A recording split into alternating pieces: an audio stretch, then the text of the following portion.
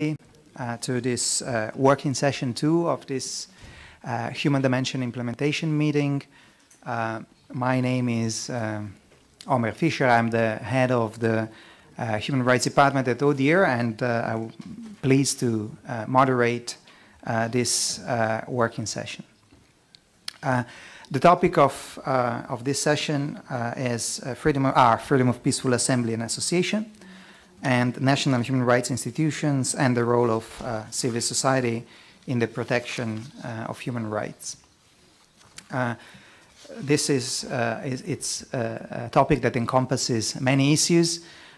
We can focus on the questions that are included in our annotated agenda.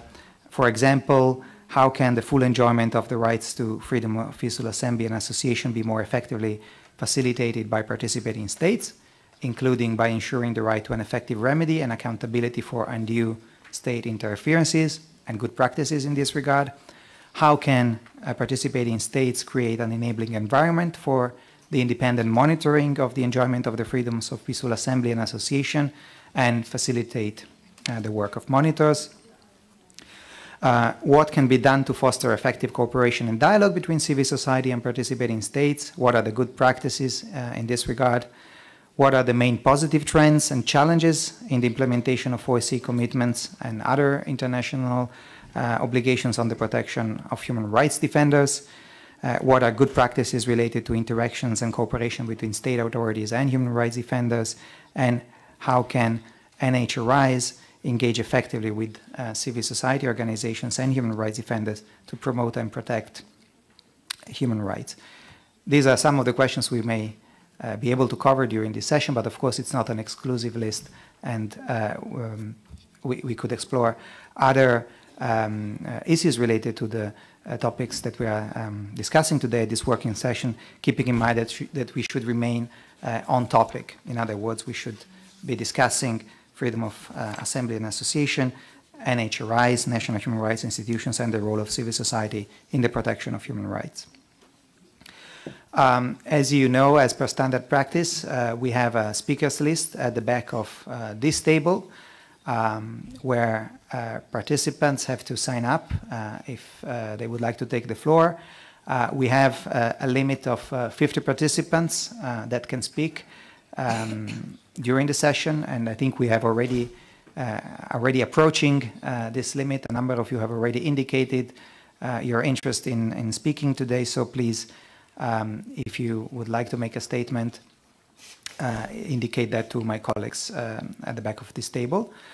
In addition to statements, you may wish to consider whether you would like also to ask any questions to our distinguished introducers, which you could also pose when you're given the floor, and we will try to make enough time, maybe 5 minutes at the end of the session, to answer any questions that may come during the working session.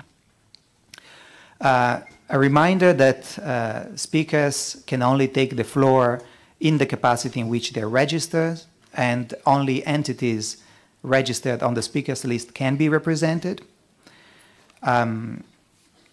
Another reminder, as always, that you're encouraged and you're expected to intervene in a meaningful, orderly, and respectful manner. And a kind reminder to submit your statements to the interpreters.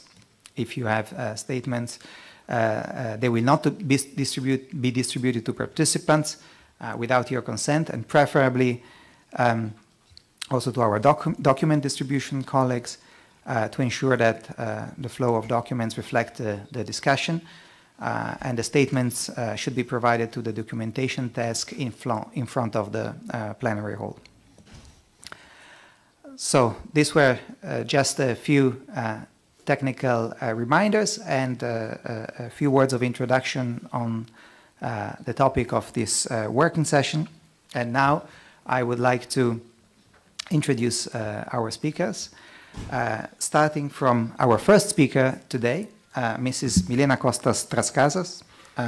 Milena Costas-Trascasas is a human rights law expert currently working as a consultant for the UN. Since May 2016, she has been a member of the ODIHR panel of experts on freedom of peaceful assembly, and from 2013 to 2015, she worked as a research fellow at the Geneva Academy of International Humanitarian Law and Human Rights, and she was the main researcher in a project dealing with social protests and the use of force by law enforcement officials.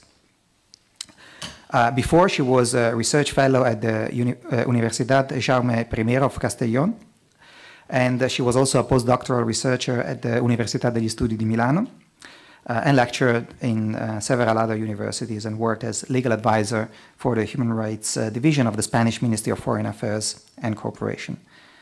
Mrs. Trascasas holds a PhD in Public International Law from the University Complutense of Madrid. Mrs. Trascasas, you have the floor. Thank you very much. And if I may, I will speak in Spanish. Muchas gracias. Thank you very much. I'm delighted to be here. Thank you very much for the introduction and also for the invitation to take part in this meeting. I would like during this session to share with you some thoughts about the essence of the freedom to peaceful assembly and association and how they contribute to consolidating and strengthening democracy. In particular, at this time when our societies face all sorts of political challenges, as well as social and economic challenges, these freedoms are more necessary than ever before, and that's going to be my main line of argument. It is more essential than ever before that governments and citizens form a joint front in order to preserve these rights and their implementation. The protection of these rights is essential to make sure that democratic values are not eroded and in order to preserve the rule of law. Building a representative democracy is an ongoing process, and nothing can be taken for granted. We need positive and decisive steps from governments in order to ensure progress to social justice. And in this process, the freedom to peaceful assembly and association take on their full meaning because they provide the basis on which we can work towards this goal peacefully and inclusively. I'd like to refer to the words of the Special Rapporteur of the United Nations on the right to peaceful assembly and association. The rapporteur said that when societies are deprived of the various forms and spaces for associating and mobilizing themselves, well, the opinions and preferences of the privileged social strata and of those who have access to power become the dominant views. Civil society serves not only to hold authorities to account, it also serves to complement government action, and it provides citizens with a space in which they can manage public affairs and the problems that affect them. The development of a robust and active civil society serves to reduce this gap, this disconnection between citizens on the one hand and the authorities and decision-making processes on the other. It also helps to channel frustration and social discontent, as well as the violent impulses that we've been seeing these days. And thanks to social participation, when it is constructive, communities become more resilient and countries become more stable. Throughout history, social mobilization has played a key role in many of the countries. We're all aware of that. It has played a key role in terms of driving human rights forward and also in terms of achieving social change and social achievements. I'd like to refer to one of Spain's experiences, which can be held up as an example, and this is the platform of the people affected by mortgages. This was a platform that was created in 2008 to support the victims of the economic crisis, and more specifically to help those people who were evicted due to the fact that they were unable to pay their mortgages, the mortgages which they had taken on with banks under abusive clauses. Anyway, this platform carried out a whole range of actions in order to help the evicted people. And the platform's members would meet in the houses when the families were about to be evicted, and they would support them, and they would request the security forces to not carry out the eviction orders. They would also go to the homes and the workplaces of the relevant political representatives who could play a role in changing the situation in order to draw attention to the desperation, the despair and the desperate situation in which the victims were. So these were the so-called crashes, and in 2013, thanks to a lot of support from the public in general, and also thanks to a decision that was taken by the EU Court of Justice, in 2014, the government actually was compelled to change national legislation thanks to the pressure that was brought to bear in order to protect the rights of debtors in such situations. And, of course, the ruling by the European Court stated that these evictions were based on abusive and unfair mortgage contracts. There is no doubt that in the sphere of the OSCE, there's a clear trend at the moment towards curtailing the freedoms of peaceful assembly and association. And I can give you some signs of this worrying trend. In the United States, since November 2016, more than 10 legislative initiatives have been adopted, all affecting the freedom to demonstrate, and 18 of them are still pending. In Spain, in 2016, there was a total of 34,000 fines that were imposed in relation to the exercise of the freedom of assembly, of information, and of expression. Out of these 34,000 fines, 19,500 were imposed following an administrative procedure, because the authorities' orders were disregarded. In France, there is a prohibition in place which prohibits any form of political meeting in which more than one person participates, due to the successive renovation of the fact that the state of emergency has been reimposed several times since the terrorist attack in November 2015. When there were the G20 and G7 summits, there was a huge political movement which was aimed at slowing down the anti-globalization movements. Furthermore, there are also multiple cases where we can see that private companies have covertly been carrying out surveillance of the Occupy movement and Greenpeace movements by gathering information about peaceful demonstrators. And in the United Kingdom, the intelligence services are managing a database with information about demonstrators who are considered to be domestic extremists. In some OSCE countries, a number of private companies have developed a strategy against public participation. This is known as SLAP, or SLPP. And the idea here is to intimidate NGOs, and particularly the smaller ones, as well as their members. The members, or the NGOs, are usually denounced, reported in such a way as that they are intimidated and discredited, and there are financial difficulties that are imposed upon them. There are other measures in terms of the fight against terrorism that are also problematic here from the point of view of human rights and the right to association. Increasing restrictions are being imposed on civil society organizations, and there are also additional barriers introduced by national legislations, national law, which affects primarily small NGOs. In Russia, around 100 NGOs have been included in the list of presumed foreign agents, and out of them, at least 27 have closed. And I'm sure my colleague will tell you more about this shortly. In many countries, there is an ongoing trend which consists of mixing social activism with extremism, or compounding the two, and the anti-terrorist laws are often used and abused in order to silence political dissent and criticism. In some cases, social organizations and their representatives are discredited by public officials and by the media, and they are accused of threatening national security or the country's stability, or of being the tools of foreign governments.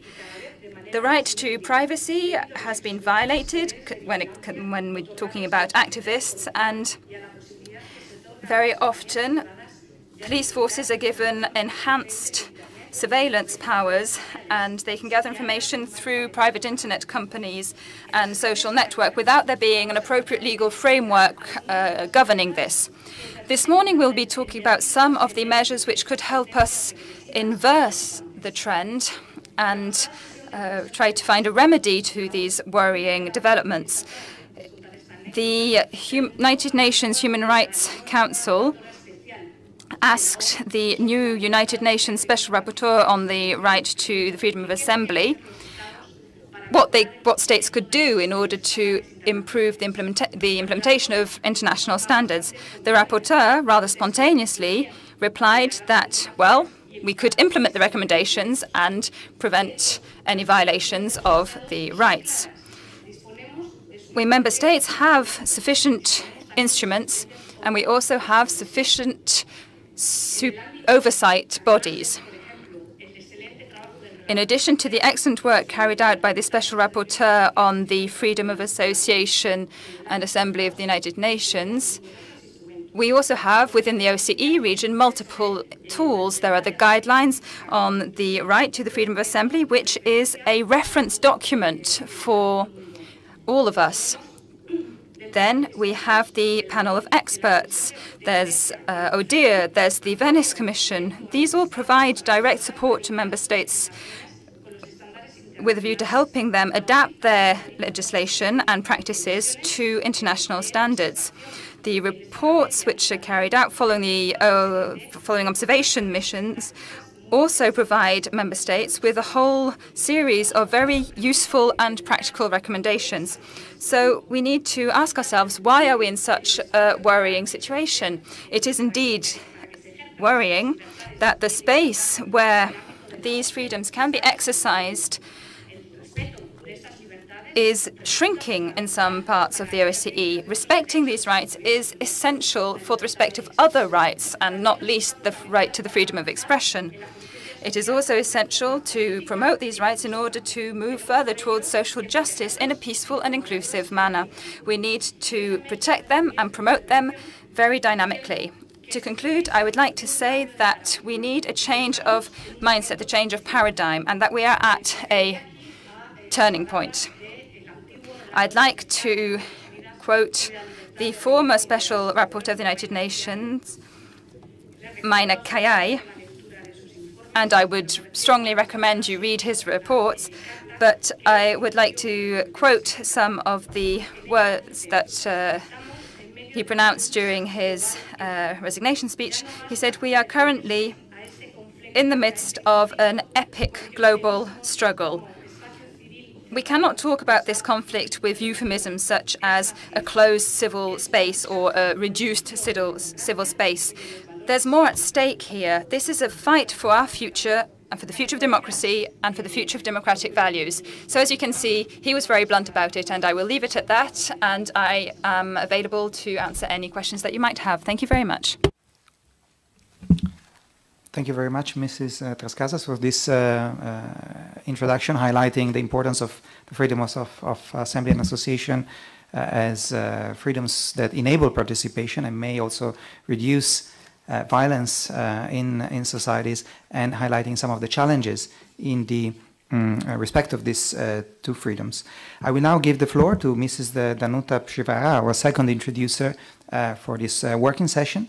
Danuta Pshivara has been a co-founder of the Helsinki Foundation for Human Rights since 1989 and chair of the board of the Helsinki Foundation for Fundamental Rights since 2008. Before that, Mrs. Pshivara was employed at the Institute of Psychology of the Polish Academy of Sciences, and in the 80s she was a mediator with the Mazowsha Region Mediation Committee of the Solidarity Trade Union. Since 1982, she has been a member of the Helsinki Committee in Poland and the co-author of several of its reports. Mrs. Pshivara, you have the floor.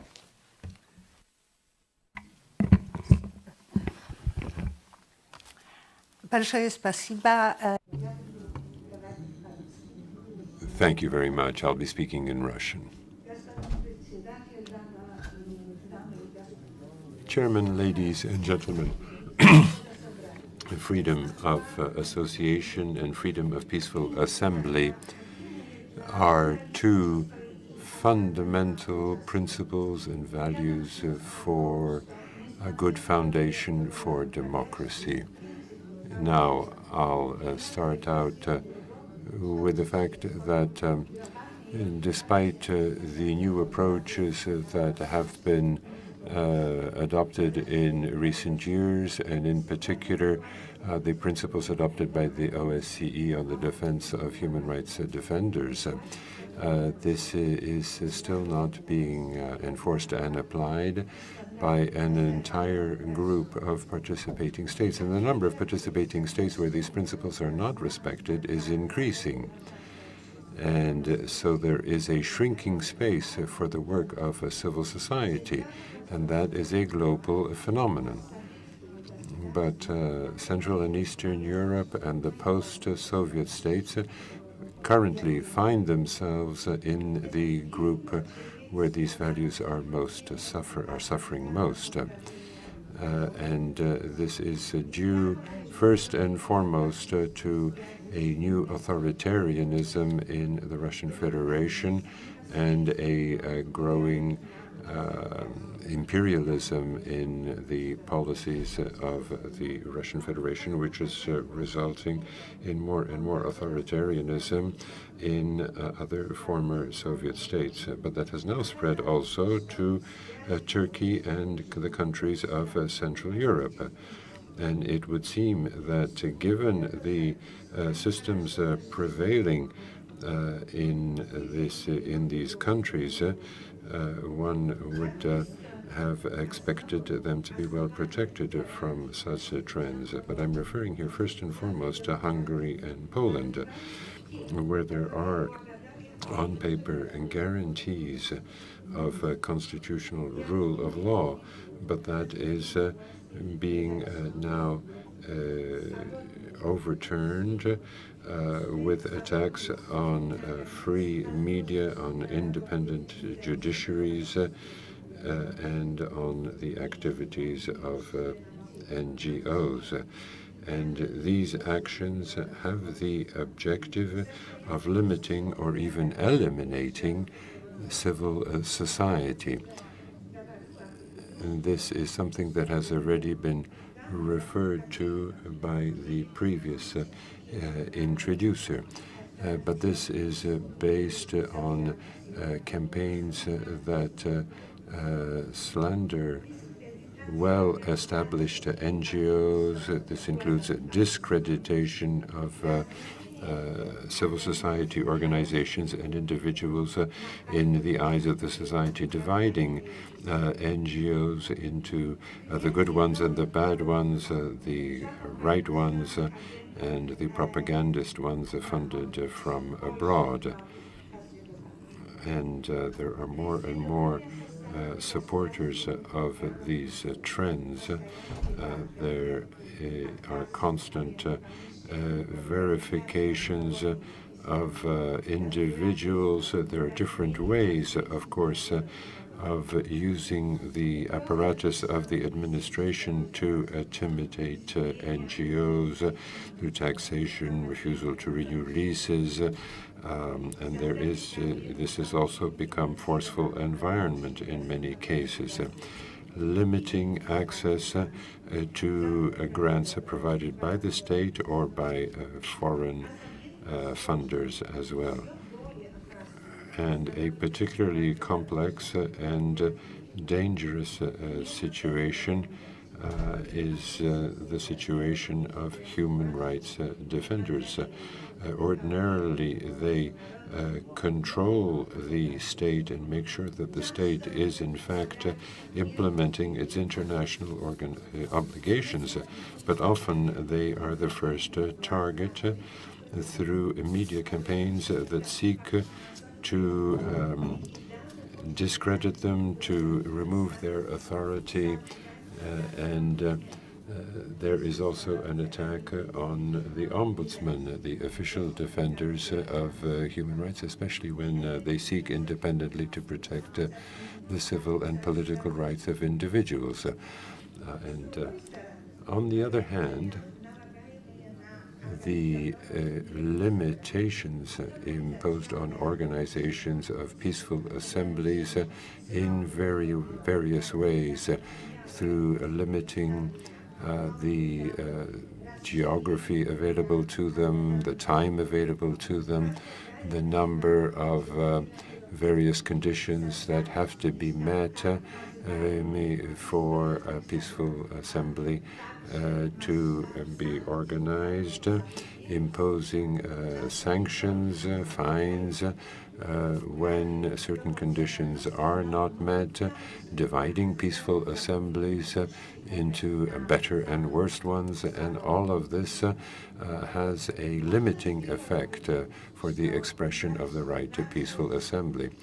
Now, one can draw the conclusion that the authorities are seeking to create a situation in which they will never lose power.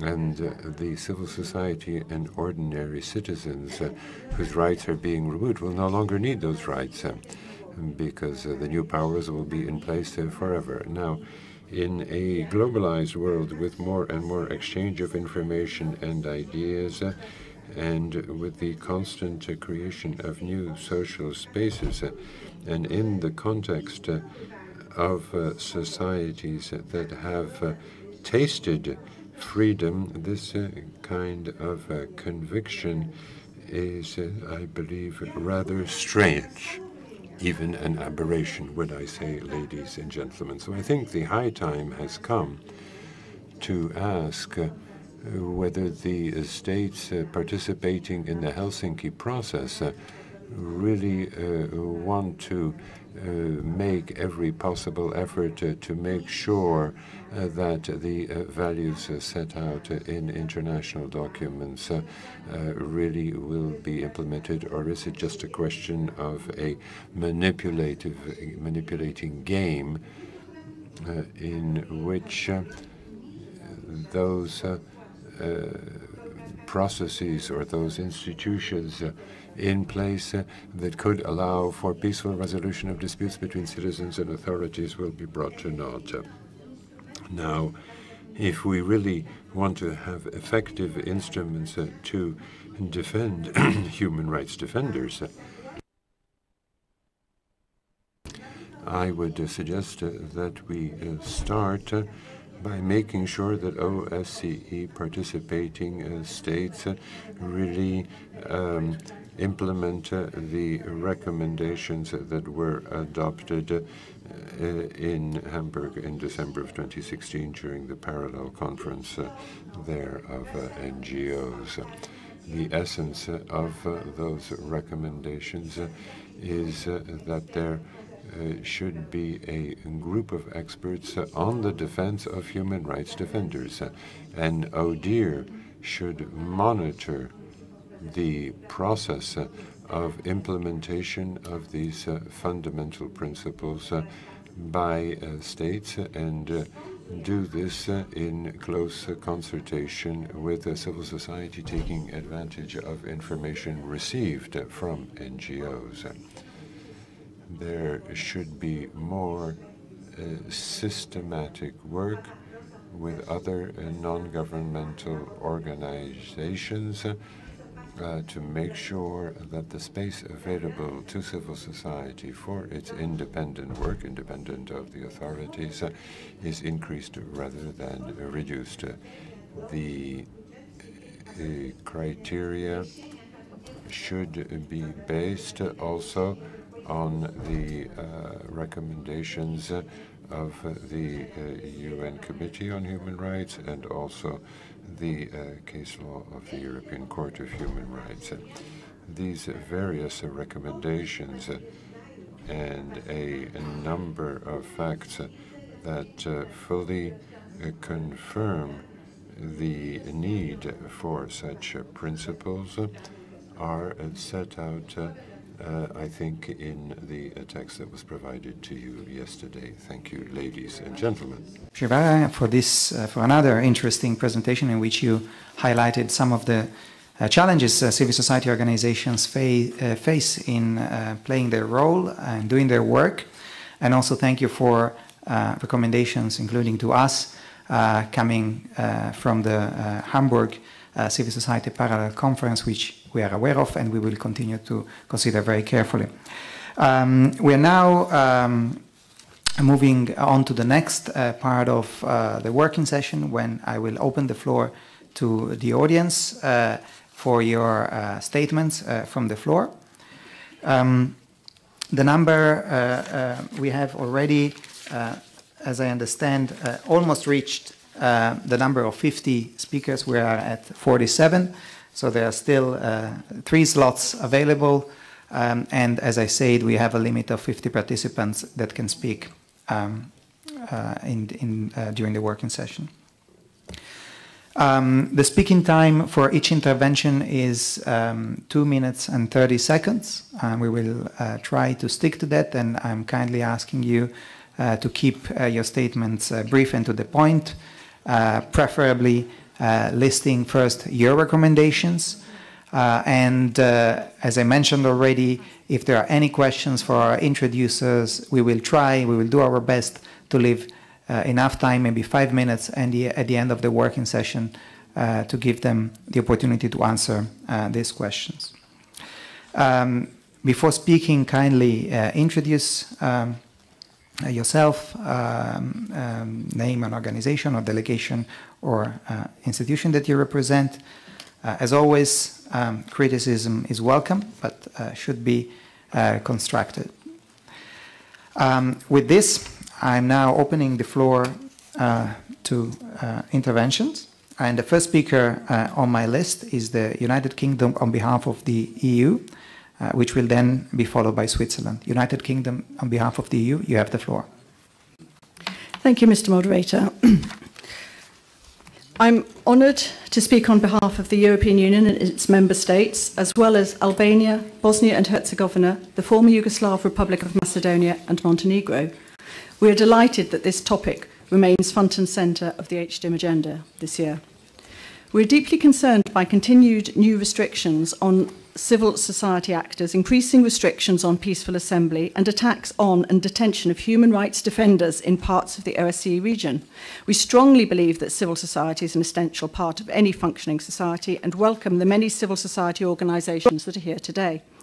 We will continue to challenge those states which are increasingly using legislative and regulatory approaches to civil society, which contribute to the pattern of shrinking civil society space. Laws which restrict access to finance, which label NGOs as foreign agents or undesirable organisations, run counter to international standards and OSCE commitments. They have a chilling effect on civil society and in extreme cases lead to criminalisation of legitimate civil society work. We call on those states to align their policies and legislation with OSCE human dimension commitments. The right to peaceful assembly is an essential part of progressive functioning society. This is not an absolute right and can be subject to restriction, but restriction must be the exception, not the rule, and must be necessary and proportionate. We are therefore concerned by instances when this right has been curtailed, including when states have refused permission for peaceful assembly without due cause, have preemptively detained organisers, monitors and journalists, and have also detained large numbers of peaceful protesters exercising this fundamental human right. We call on all states to uphold their commitments and encourage greater engagement with ODIHR, including in work to monitor peaceful assembly. Support to human rights defenders is one of the EU's human rights priorities.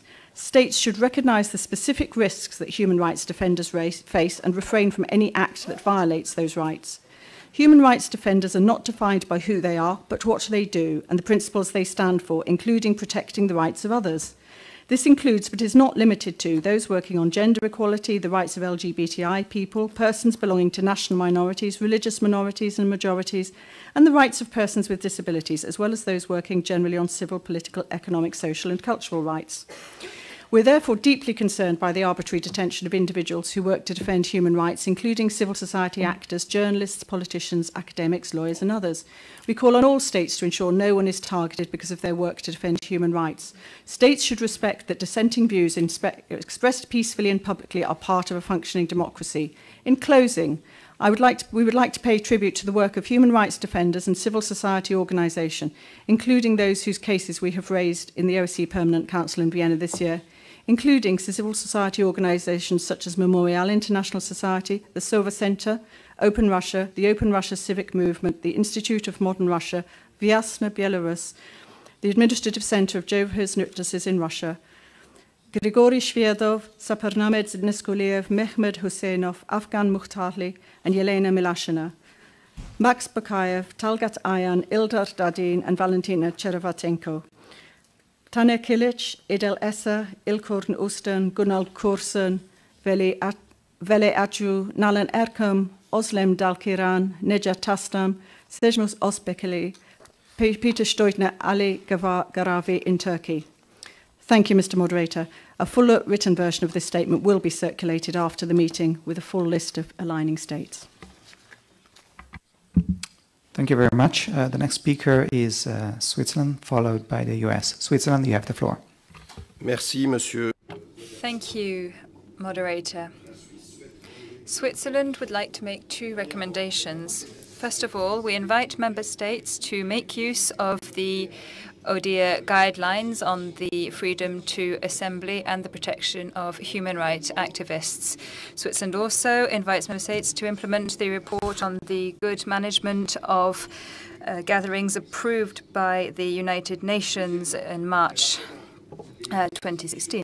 We also call on the relevant bodies to support increased civil society participation and human rights activist participation in multilateral fora, including within the OSCE, and to abstain from any reprisals against them. Moderator, increased violations of the right to peaceful assembly and association and the ever greater shrinking civil society space, including in OSCE states, reminds us of how important our discussions today are. The fact that public gatherings are prohibited, that access to internet is limited, that human rights activists are harassed, as are journalists, the fact that there are obstacles to NGOs registering or difficulties for them to obtain financing, all of this runs counsel to the OSCE's principles. The fact that these repressive practices are becoming systemic in some member states of the OSCE area is also a worrying indicator of the fact that some member states are sliding from democracy towards what we could call pseudo-democracy, which is a form of curtailing freedoms and which takes on the external trappings of democracy, but which has lost the essence of it and the main attributes of democracy, which of course are designed to protect freedoms and individual rights. What can we do to counter this trend? One thing would be to commit fully to the protection and promotion of human rights in the context of peaceful demonstrations. That is Switzerland's approach. Therefore, Switzerland has placed this item on the agenda since 2010 of the United Nations Human Rights Council, and we have supported the development of a joint report that was published in 2016 and which contains a compilation of practical recommendations on the proper handling of peaceful demonstrations. I will leave it at that because my time is up and I would like to stick to time. Thank you. Thank you very much. The next speaker, the United States of America, which will be followed by the Commonwealth of Independent States Elections Monitoring Organization. United States of America, you have the floor. Thank you, Mr. Moderator. The freedoms to associate and assemble peacefully are essential for a stable, open, and dynamic society and to a democratic and responsive governance. We share the concern expressed by our Spanish panelist that the space for civil society is shrinking, particularly for those who are on the front lines, the defenders of human rights. The question that our Polish guest asked, do we as participating states want to implement the principles we agreed on? I think most of us in this room, whether we're representing a participating state or the important member of civil society, would take a look at the region and regrettably say no, based on practice, regrettably.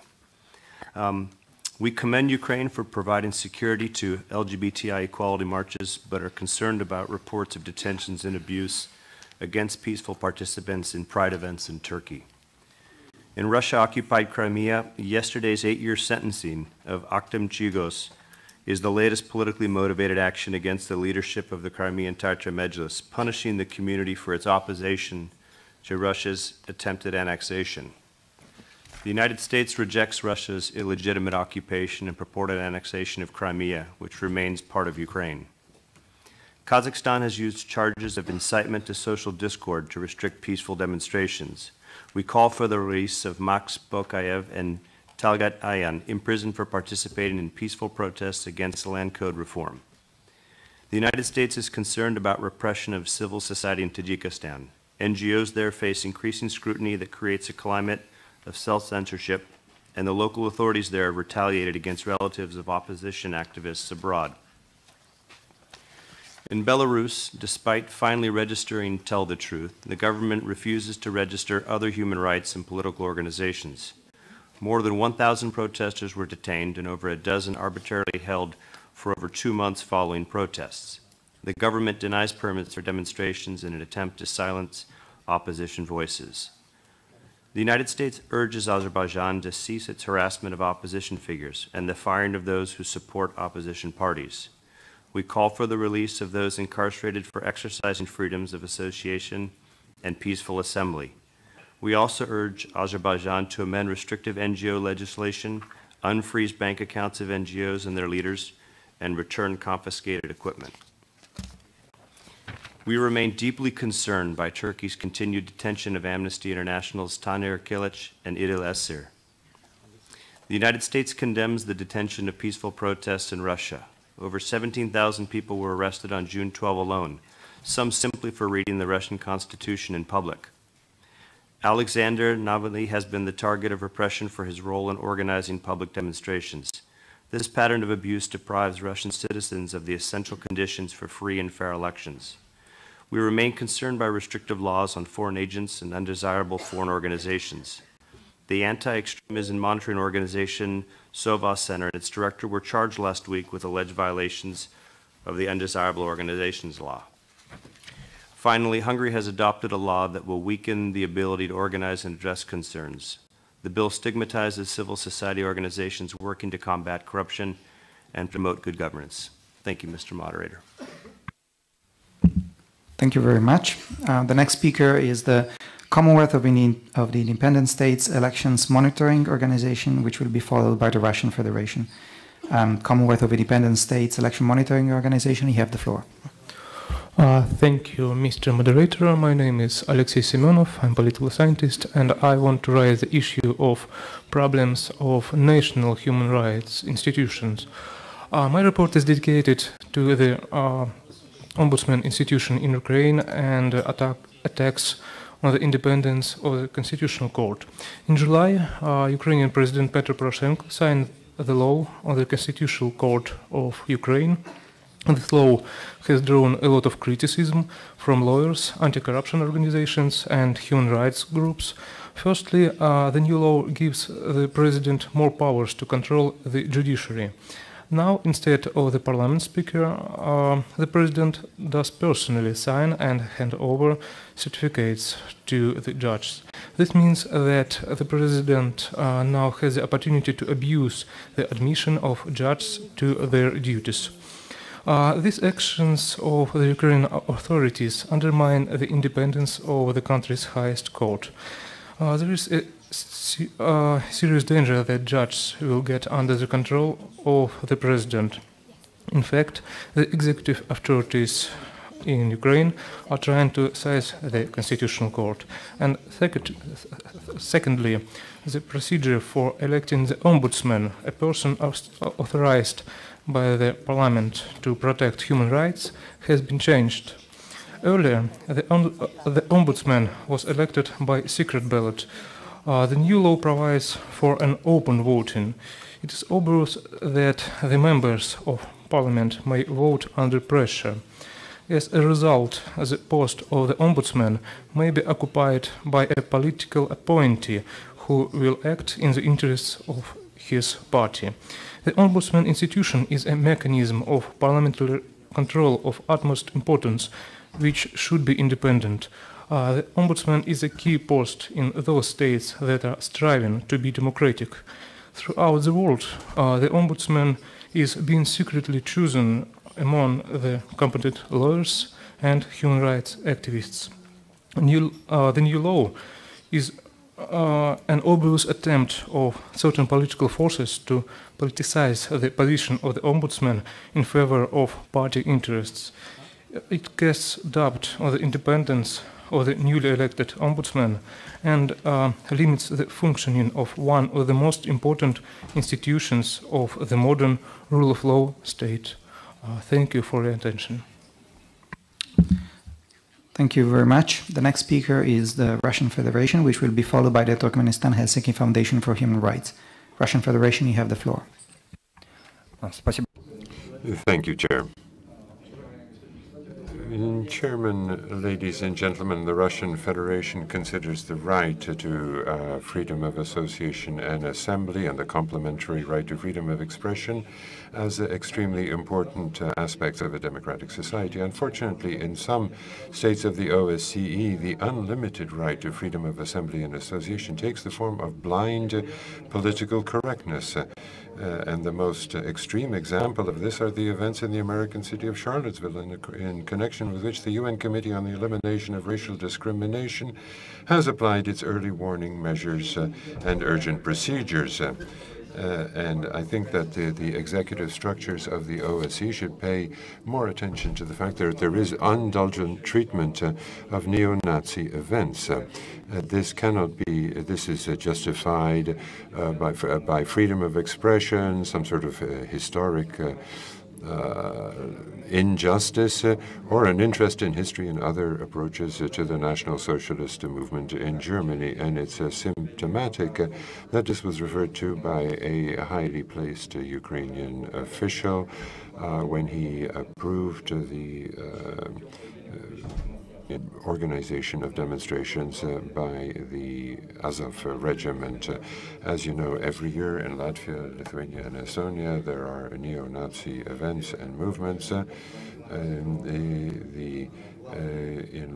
Latvia, there's a youth movement of neo-Nazis. In Estonia, every year there are meetings of the Waffen-SS legionnaires. And it is worth noting that at the present time it is Estonia that holds the presidency of the EU Council. In Germany, according to official statistics, in 2016 there were 310 neo-Nazi processions in which 30,000 people participated. And we see this occurring in a number of countries where the right to freedom of association is treated with so much political correctness that it becomes absurd. For instance, in Norway on 29 July in Kristiansand, there was an unpunished march of European extreme rightists. The police controlled the situation from a distance. Symbols of the 30 January SS regiment were used, and measures were applied only to those who protest against this march. Ukraine was the only one of 50 states in the world where on the 9th of May, the day of victory, peaceful demonstrators who wanted to honor the memory of Soviet soldiers who had freed the country from Nazism were sanctioned. That happened only there and in none of the other 50 countries.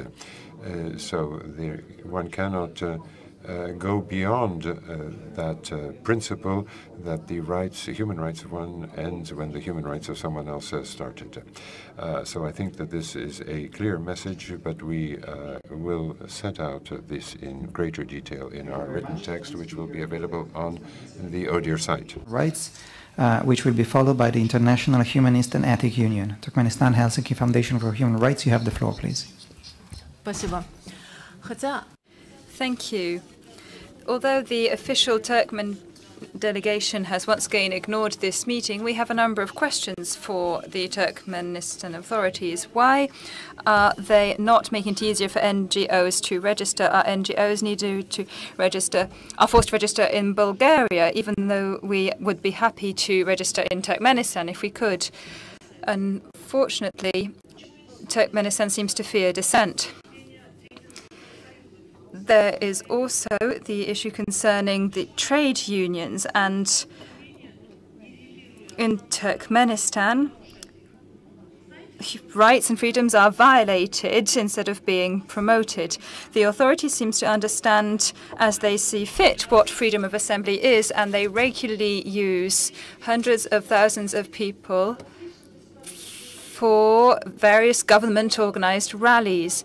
And they go to concerts, they are used for opening roads, for inaugurating meetings, and on the other hand, a number of basic fundamental rights are violated, and hundreds of minors are used at any time of day and night and left hungry.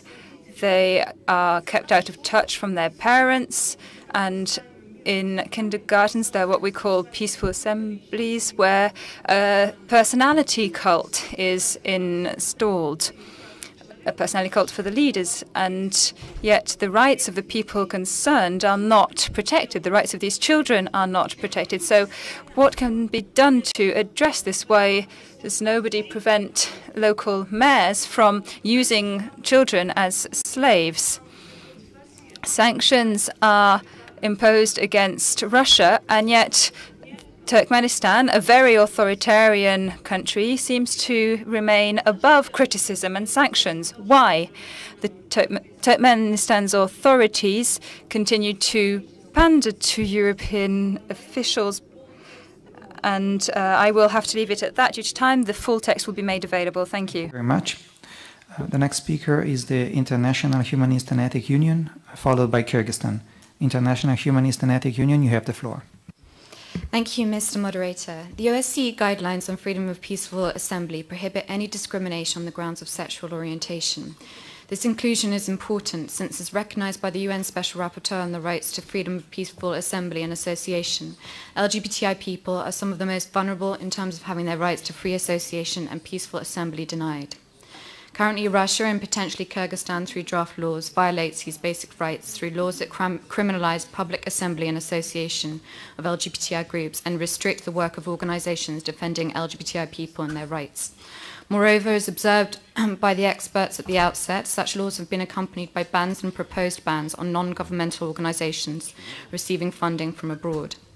The 2013 Russian law banning the distribution of material on LGBTI rights is officially for the purpose of protecting children from information advocating for the denial of traditional family values. The underlying assumptions upon which this purpose relies are morally obnoxious and benighted and amount to state-sponsored hate speech against a minority group. Indeed, anti-LGBTI initiatives like homosexual propaganda laws and bans on LGBTI peaceful assembly suggest that homophobia is officially sanctioned and inevitably inculcates a climate of impunity and hate, further inhibiting the freedom of assembly and association of LGBTI people. Vigilante acts, including outing, hunting, torture, and even murder of known suspected LGBTI people and activists, has been reported in Russia. And in Chechnya, state instruments have been implicated in violence.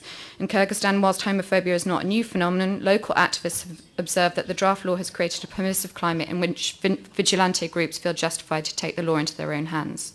While some OSCE participating states may argue that there are no specific commitments on this issue, the Copenhagen document, Ministerial Decision number 909 on combating hate crimes and international human rights standards make plain the grave violations against the realization of freedom of peaceful assembly such laws encapsulate.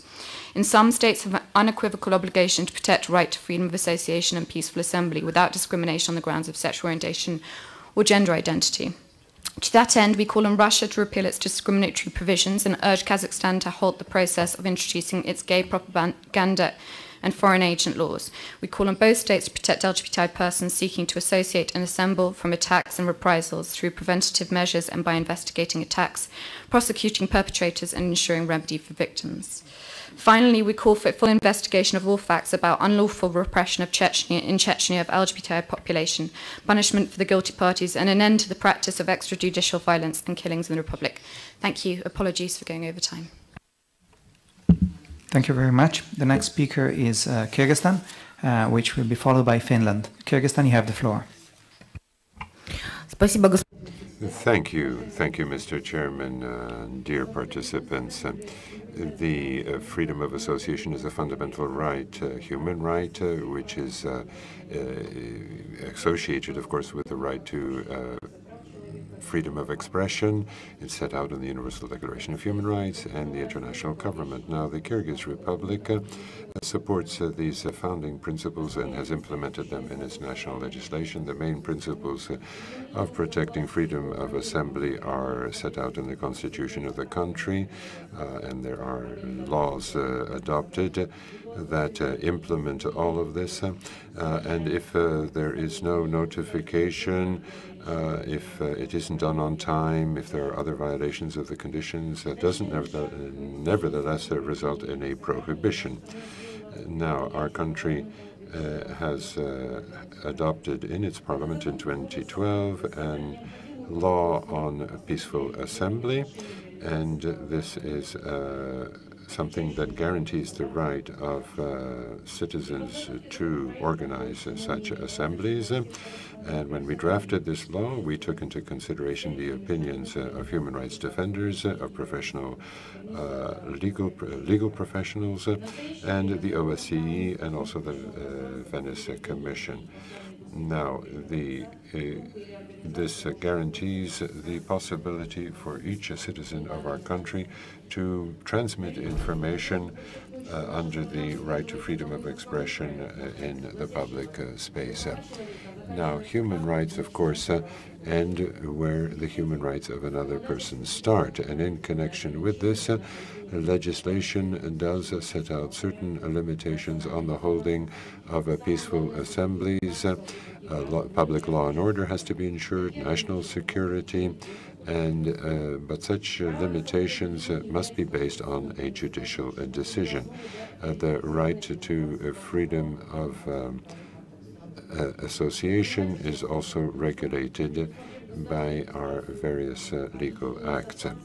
Now, the legislation of the country provides also for the organization of associations without registration, and one can do this on the basis of appeal to the right of peaceful assembly. Now, at the present time in the country, we have registered a very large number of non-governmental groupings. Let me mention some of them: 228 political parties, 5,486 civil society foundations, 831 commercial cooperatives. And maybe I can just take a few seconds to talk about our human rights defense institutions. We have two of them. One is a classical ombudsman, and in 2012 the Parliament decided to set up a national center for the prevention of torture and other inhuman forms of treatment and punishment. So I know my time has ended, so the full text will be distributed after the meeting. Thank you. The next speaker is Finland, followed by the Hungarian Helsinki Committee. Finland, you have the floor. Thank you, Mr. Moderator. Finland fully aligns itself with the EU statement and recommendations presented by the United Kingdom. The promotion and protection of human rights is a high priority for Finland. Freedom of association and assembly are key to a democratic society and functioning of active and free civil society. It is fair to say that a vibrant and pluralistic civil society has benefited my country tremendously by increasing stability, equality, and prosperity. Thanks to the internet and social media, human rights are better known worldwide than ever before. However, in many countries around the world, the space of civil society has shrunk. There are new threats to freedom of association and expression, for example, growing attempts to use technical means to censor information and ideas online. Promotion of the work of human rights defenders is a traditional priority for Finland. We are very concerned about the increasing attempts to limit and prevent the work of human rights defenders in many countries. NGOs, journalists, bloggers, and others promote human rights or reveal human rights violations and corruption. Human rights defenders must be able to work safely without fear and harassment. Our government is a strong supporter of the work of the OSCE in the field of human rights, the rule of law, and democracy. We support the OSCE independent institutions and their strong and independent mandates, and highly appreciate their vital work, including the promotion of the issues we are discussing today: freedom of peaceful assembly and association. we would like to present the following recommendations. All of us, we, the participating states, should guarantee a free and active participation of civil society and free civil society space, as well as promote cooperation with civil society. Guarantee an enabling environment for the work of human rights defenders so that they can work safely and without fear and harassment, with particular attention to women human rights defenders. Support and promote the implementation of the guidelines on the protection of the human rights defenders published by ODIHR, as well as guiding documents on freedom of peaceful assembly. Support the work of the OSCE independent institutions and their strong and independent mandates. This statement will be distributed in full version in a written form. I thank you, Mr. Moderator. Thank you very much. The next speaker is the Hungarian Helsinki Committee, which will be followed by Wiener Akademikerbund. Hungarian Helsinki Committee, you have the floor. Thank you, Mr. Moderator. My name is David Vig, and I'm from the Hungarian Helsinki Committee. I wish to draw your attention to the alarmingly shrinking space for civil society and the growing obstacles faced by the human rights defenders in Hungary. This summer, the law on transparency of organizations receiving foreign funds, the so-called anti-NGO law, was adopted. Under the anti-NGO law, any civil society organizations that receives over around $28,000 annually from foreign sources should register as an organization receiving foreign funds in a state register and should display this stigmatizing label on all of its publications. This label was invented in the political discourse to stigmatize independent CSOs. The law is a part of a series of measures that began in 2013, designed to discredit and silence civil society organizations that are trying to hold the government to account to its obligations concerning anti-corruption, environment protection, fundamental rights, democracy and the rule of law, commitments that are central to human dimension. To date, 233 Hungarian NGOs have publicly condemned the anti-NGO law, as we believe it is unnecessary, stigmatizing and harmful. Unnecessary because Hungarian civil society organizations are already transparent in their operations. Stigmatizing because the law implies that organizations which work for the benefit of Hungarian society by receiving international grants for their work pose a threat to the country.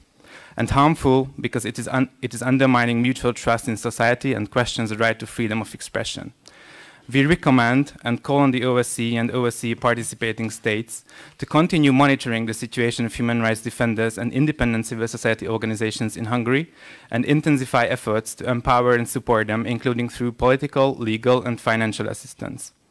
Urge the government of Hungary to fully implement the OSCE guidelines on the protection of human rights defenders. Most notably, the government should be urged to refrain from using accusatory and labeling rhetorics against human rights defenders and independent CSOs.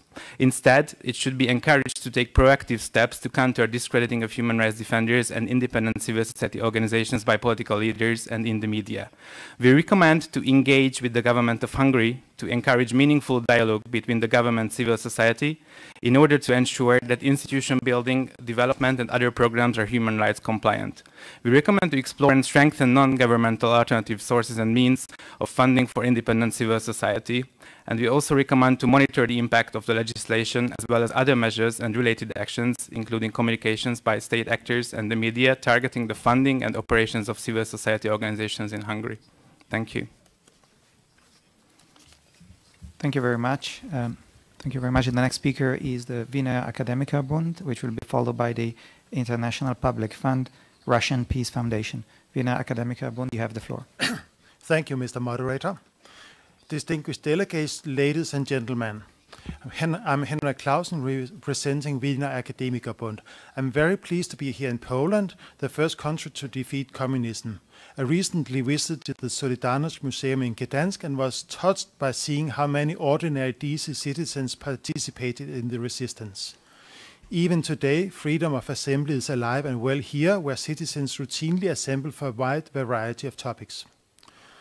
Unfortunately, this is no longer so west of Vienna for several reasons. I'll be specific about one of these threats, a left-wing extremist group called Antifa, short for anti-fascists. West of Vienna, the authorities have been unable or unwilling to counter this challenge properly, in contrast to effective police action east of Vienna. Antifa is a loosely connected movement that pretends to target so-called fascists or national socialists. In reality, they attack attack constitution-friendly and pro-democracy activists worried about the future of our secular societies, equal rights of women, and the introduction of Sharia law into our societies. Antifa maliciously misuses the OSCE guidelines clause for counter-demonstrations to be visible in order to provoke fights and violence. This used to be mainly a European problem, attacking events about non-Muslim minorities, for freedom demonstrations in Denmark, dancing events in Vienna, imagine that, and similar traditional expressions of free societies. But recently, Antifa has been more active in America, in particular in Charlottesville, where they showed their destructive power. Police inaction is a major part of the problem here. When police proactively protect properly registered peaceful assemblies, the attack ceases and freedom is restored. When police neglects the duty to protect freedom of peaceful assembly, this freedom withers. This must not happen. We therefore recommend that OSCE participating states protect freedom, peaceful assemblies much more proactively, that authorities clearly identify the primary sources of violence, that extremist groups such as Antifa be investigated and dissolved under the law, and that the OSCE guidelines be amended to remove the right of counter-demonstrators to be close to the demonstration they oppose. Thank you. Thank you very much. The next speaker is the International Public Fund Russian Peace Foundation, which will be followed by Canada. Russian Peace Foundation, you have the floor. Thank you very much. Anatoly Solsky from the Russia Peace Foundation. Internet and the freedom of association and assembly interact, and internet has changed the situation. The world is now very cosmopolitan, and restrictions to citizens' activities can cause a storm on internet, and that can be problematic for states. So some states try to regulate internet. That is actually a global trend, which is very telling. But the question is very tricky because on internet there are, in addition to human rights activists, a number of destructive and nefarious groups, including terrorist groups. It is important, therefore, on an intergovernmental basis, to develop a set of rules which will shield human rights activism from other more nefarious groups and prevent them from being confused. We really need very important rules today, and in particular, given yesterday's discussions, we know that human rights activism is under threat. And given interstate conflicts today, there is a high degree of politicization.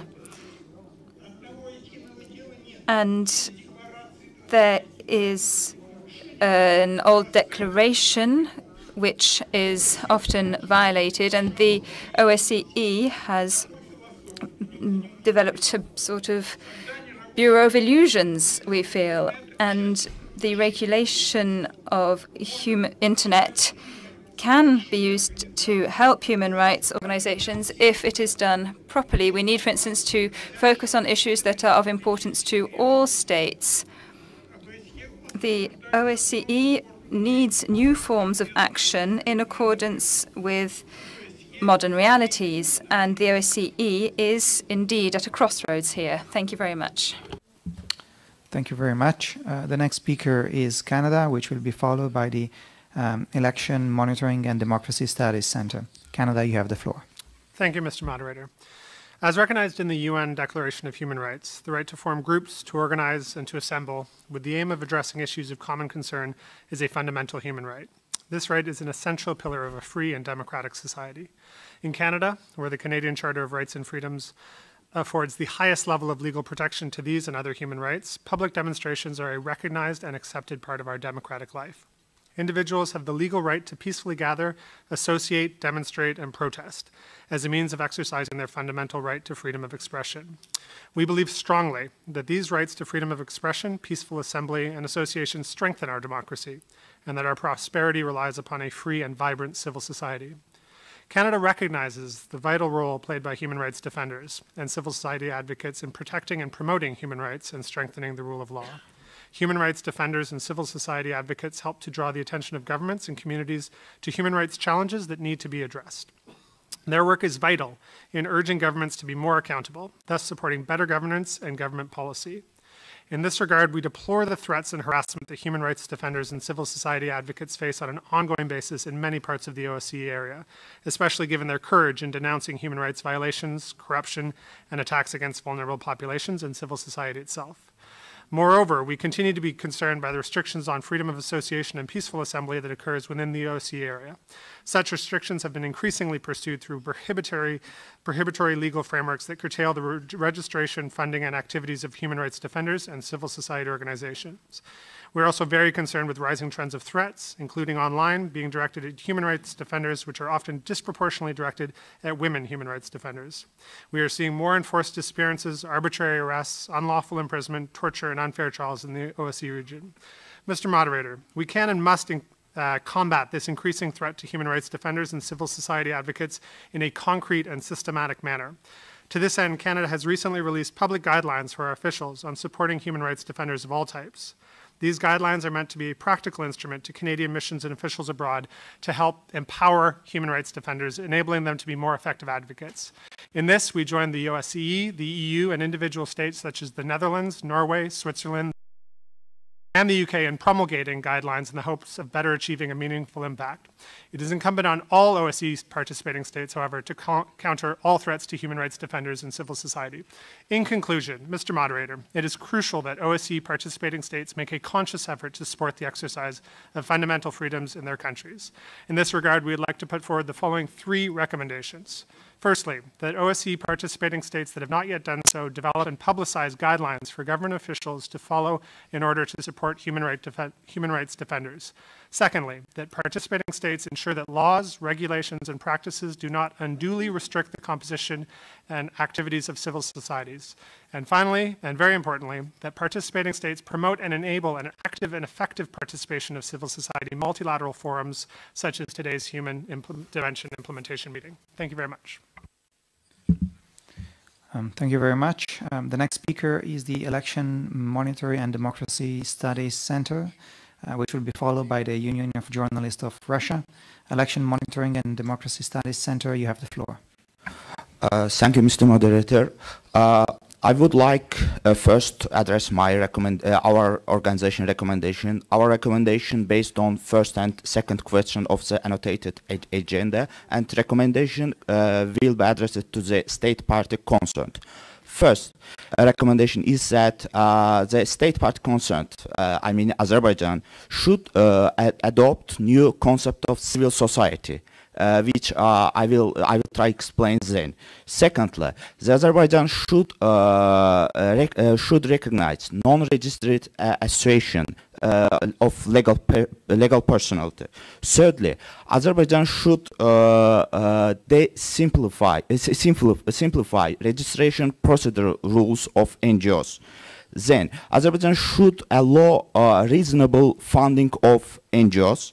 And then unreasonable internal inspection by authorities should be dismissed, and the dissolution procedure of NGOs should become unnecessary interference, and then the joint criminal case by Office of Prosecutor General should be dismissed.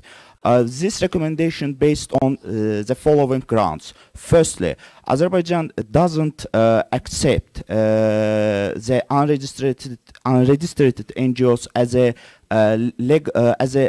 legitimate parties of civil society. Therefore, the criminal case by Office of Prosecutor General initiated against non-registered NGOs on the basis of that they have not registration and they are unlawful parties. So it's a big problem for Azerbaijani, it's a base of Azerbaijani civil society's problem. This problem supported by data that there are so many registration cases before European Court of Human Rights. Our detailed explanation and data will be submitted to the documentation desk after this meeting. Thank you very much. The next speaker is the Union of Journalists of Russia, which will be followed by the Western Trace Minority University Graduate Association. Union of Journalists of Russia, you have the floor. Dear participants, ladies and gentlemen, the freedom of association and assembly and the work of human rights defenders and the setting up of a civil society is not possible without the existence of civil society organizations of journalists. And we, the Union of Journalists of Russia, are one of the very largest in this regard. Now, since the international community and participating OSCE member states are very interested in Crimea, I'd like to explain what the Union is doing in Crimea. The situation in the Republic of Crimea, the activities of human rights defenders and civil society organizations on the territory are subject to a lot of myths and even lies. And this is based on hate speech against the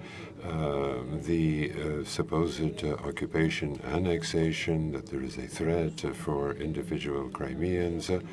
Now, the rule of law and humanism must be at the basis of any action of human rights defense organization, and one needs to look at whether human rights violations are widespread in nature and whether they are part and parcel of the policy. Now, we have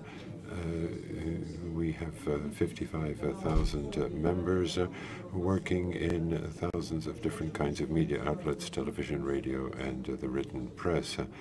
And the freedom of assembly and association has never been limited by anyone. We hold dozens of such meetings every year. And since the setting up of the Union of Journalists of Crimea, we have received no single complaint from Crimean journalists. And we don't make any distinction between those who are members of the Union and those who are freelancers. We assist all of them when they need our assistance, unless they refuse to cooperate with us.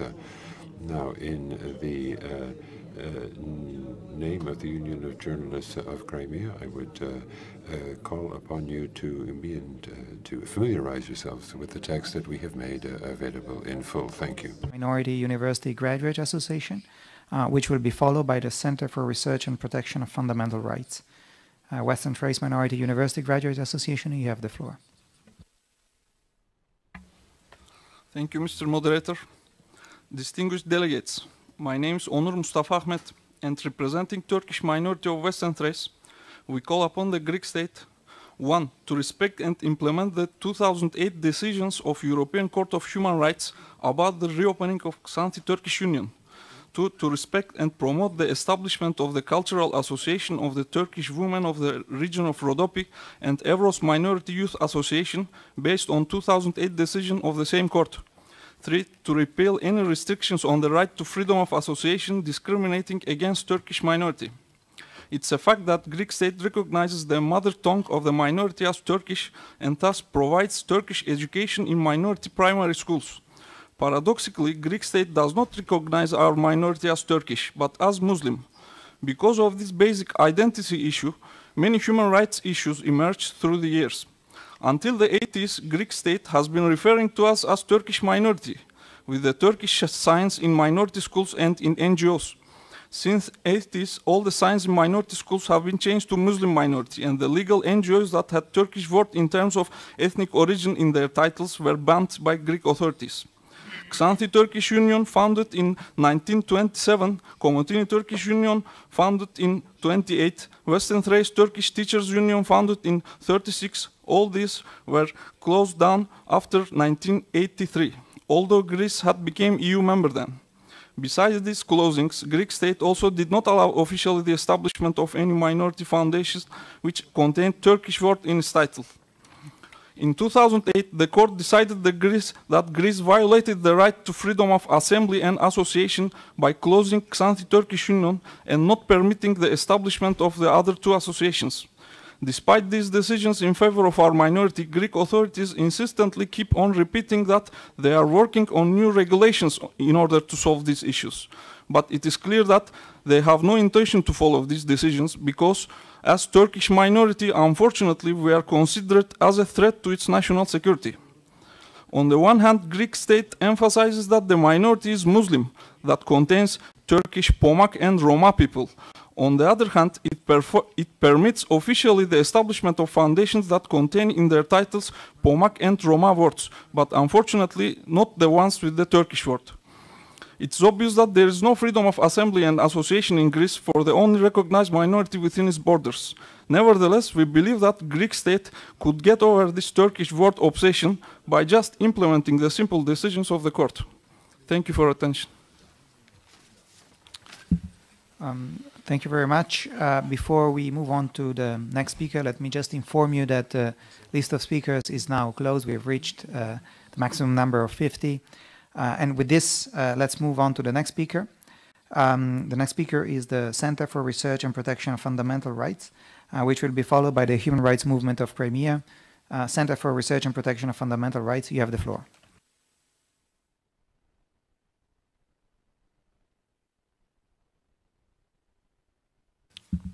Is there a representative of the Center for Research and Protection of Fundamental Rights in the room? If not, then I suggest we move to the following speaker, the Human Rights Movement of Crimea, which will be followed by the Mejlis of the Crimean Tatars. Human Rights Movement of Crimea, you have the floor. I am Enver Kadyrov from the Human Rights Movement of Crimea. I would like to talk about the problem concerning the protection of human rights defenders and civil society activists in annexed Crimea. I represent one of a handful of human rights organizations that were active in Crimea prior to the annexation by the Russian Federation. Since 2011, we have been working on protecting human rights in terms of interethnic and interfaith relations, and this is and remains the main thrust of our activities. In 2014, during the occupation, we actively looked for disappeared persons and we provided legal assistance to people detained by the security forces. Then, when Russia took Crimea under its jurisdiction, it declared the activities of Ukrainian national human rights institutions unlawful. Being a Ukrainian civil society organization, our work in Crimea was under threat and we were forced to re-register under Ukrainian law on the mainland. And a number of our members had to leave Crimea due to the threats to their security. The activities of Russian human rights organizations in Crimea has also been obstructed. In general, Russian human rights organizations do not recognize Crimea's annexation, and this stance means that the only way they can get to Crimea is through the legal route, which is through the territory of Ukraine, and there are obstacles that are imposed on them when they try to cross the border between Crimea and the Kherson Oblast of Ukraine. Human rights institutions which have emerged in Crimea come under huge amounts of pressure. We all know about the fate of the Crimean human rights activist Emir Hussein Kuku, who was arrested on suspicion of terrorism. Furthermore, there is pressure on lawyers, and there are raids in offices and attempts to seize documents or hardware. There are administrative arrests as well. In addition to this, the Crimean authorities trample all over all rights and hold people administratively accountable in such a way as to exert pressure on civil society activists who try to bring to public attention wrongful acts. The latest glaring example was a case of a one-man picket held by a 76-year-old man who appealed to the Russian authorities to stop persecuting the Crimean Tatars on spurious charges of terrorism and extremism. Because of this, he faces administrative proceedings, and he was sentenced to 10 days of arrest and a fine, despite his age, his state of health, and the fact that one-person pickets are actually lawful. These facts of unlawful acts, as well as the fictitious charges and the political slant of the criminal administrative proceedings that are brought, all shed light on the fight going on in Russia with people defending human rights and freedoms, and Russia, the authorities, are trying to paralyze their work. Which will be followed by Ukraine. Majlis of the Crimean Tatars, you have the floor. Dear participants, my name is Narim Marjalyarov, and I came to this meeting in Crimea, where, without taking into consideration the opinions of the Crimean Tatars, everything is being controlled by the Russian Federation. There we have identified regular violations of human rights by the administration apparatus in Crimea. Yesterday, on 11 September, the deputy president of the Majlis, my friend and colleague, Abdurrahman Shigoza, was sentenced to 8 years in prison, supposedly for violation of the organization of meetings, and yet in fact this was just a peaceful assembly when thousands of people came out onto the street to demonstrate in favor of their territorial integrity. Now, 8 years is the maximum sentence that can be handed down by Russian courts under the article, and such a severe sentence has not yet been handed down. This means that peaceful assembly is simply not possible on the territory of Crimea. These are people who do this are labeled as extremists, and it is very easy for them to sentence such people. The Russian legislation concerning the holding of assemblies is extremely strict, but even when the organizers follow the letter of the law, the authorities nevertheless prevent such assemblies. Let me give you a few examples. On 20 August of this year, activists of the National Movement of Crimean Tatars organized a 20th anniversary of the events in Moscow, and there was no ban, and referring to an anonymous protest, the forces of law and order simply occupied the public space where the assembly was to take place. So the Russian Federation is not fulfilling the decisions of 19 April of this year by the UN Committee about urgent measures to eliminate all forms of racial discrimination and to lift the ban on the activities of the Majlis of the Crimean Tatars. And dozens of activists who are members of the Majlis are under threat of judicial procedure in Crimea. Thank you for your attention. Ukraine, followed by the Belarusian House in Warsaw. Ukraine, you have the floor. Good morning, dear participants. Thank you, Mr. Moderator. Ukraine is fully committed to protecting, strengthening, and promoting the fundamental freedoms of peaceful assembly and association which are guaranteed by the Constitution of Ukraine, in compliance with the applicable international standards. We remain deeply alarmed of the systemic violations of freedoms of peaceful assembly and association by the occupying authorities in Crimea and city of Sevastopol, targeting first and foremost Crimean Tatars and pro-Ukrainian activists, as well as by Russia-backed militants in central areas of Donetsk and Lugansk regions. Residents of those parts of Ukraine cannot freely exercise their right to freedom of expression and peaceful assembly, and there were credible allegations of harassment, arbitrary arrest, and torture against targeting activists. Independent civil society, including humanitarian organizations, remained unable to freely operate in the territory controlled by armed groups. Restrictions are also severely impacted the exercise of freedom of religion or belief, limiting the activities of minority Christian communities. We reiterate our protest against the ban by the Russian occupation authorities of the Majlis of the Crimean Tatar people, which is a traditional institution of this indigenous people, and its members forming an executive body were elected by the Kurultai, the Crimean Tatars Assembly. The occupation authorities banned the traditional ceremonies in connection with anniversaries of deportation, peaceful assembly on the Crimean Tatar flag day, and many other important dates. That was the case for Kurseit Abdullayev, Leonid Kuzmin, and Alexander Kravchenko, who were detained and found guilty for displaying the Ukrainian flag and descriptions Crimea is Ukraine, which is so-called court considered to be symbols of extremist organizations. Ukraine consistently underscores its deep concern over the human rights situation in Russia and its significant departure in the past years from implementation of respective OSCE commitments. Ukraine repeatedly encourages the Russian Federation to consider inviting an OSCE human rights assessment mission to thoroughly examine the situation and elaborate respective recommendations in line with the OSCE commitments and international standards.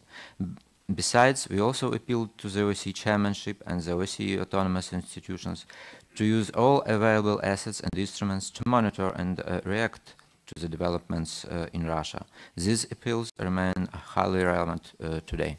Thank you, Mr. Chair. Thank you very much. The next speaker is the Belarusian House in Warsaw, followed by Romania. Belarusian House in Warsaw, you have the floor. Thank you, Mr. Moderator. A new massive wave of repression started in March-April this year with mass detentions of 700 peaceful demonstrators, journalists and human rights defenders, which took place in Minsk. Many of them were subjected to violence and ill treatment. In late March, KGB detained more than 30 people on fake charges on preparation of mass riots and participation in a illegal armed group. On the eve of OSCE Parliament Assembly session in Minsk in July this year, all the detainees were released, but charges remain in force. In August, Belarusian authorities started criminal prosecution of leaders of independent trade unions, arresting one of its leaders, Igor Komlik. Informal anarchists and anti-fascist associations declare that at least 10 persons were arrested and illegally tried or faced disproportionate sentences in connection with their public activities. These repressions even exceeded crackdown of December 2010, which became reason for OSCE reporter's report on the human rights situation in Belarus, the Moscow Mechanism report. Belarus has not implemented a single recommendation of the UN Human Rights Council resolution of 2011 and the OSCE Moscow Mechanism report of 2011. The government of Belarus does not cooperate with the international human rights mechanism on the most important problems of human rights and rule of law. It demonstratively ignores and challenges resolutions of the UN Human Rights Council, doesn't implement most of recommendations of the UN treaty bodies, and refuses to implement decisions of the UN Human Rights Committee on individual complaints in violation of its international obligations, which results in spiral of lawlessness and systematic violations of human rights in Belarus. International community should systematically assess the implementation by Belarus of its international obligations and recommendations and resolutions adopted by international bodies such as UN, OSCE and European Union since crackdown in 2009. The analysis and conclusions in these documents should serve as a legal framework and the basis for political and international community regarding Belarus. The existing monitoring mechanism regarding the situation in Belarus of the UN, the OSCE and Council of Europe should be extended and strengthened, including OSCE Parliament Assembly Working Group on Belarus. Any programs of international cooperation with assistance to Belarus should include strong human rights conditionality and involve civil society as a full-fledged participant. Thank you. Thank you very much. The next speaker is Romania, followed by the Association Crimean Central Lawyers Board of Simferopol. Romania, you have the floor. Thank you, Mr. Moderator. Romania fully subscribes to the statement delivered by the British ambassador on behalf of the European Union. However, I would like to add in my national capacity a few remarks. First, I would like to underline the crucial role and contribution of ODIHR in the field of protection of human rights and express full support to its new director, Ms. Gilasdottir, in discharging her important mandate. While Romania and others are constantly pleading for involving the civil society in all dimensions of the OSCE work, we witness the widening of the gap in implementation of OSCE commitments within the OSCE area. Growing pressure on civil society, journalists and human rights defenders, undue restrictions on freedom of expression, media freedom, and freedom of association and peaceful assembly. These are fundamental freedoms, the prerequisites of security and stability of OSCE area. Failure to respect the related commitments affect us all. Romania values the work of the civil society in pointing out the shortcomings in the implementation of the OSCE human dimension commitments in participating states. Only a strong and vibrant civil society is able to come up with concrete solutions to challenging situations.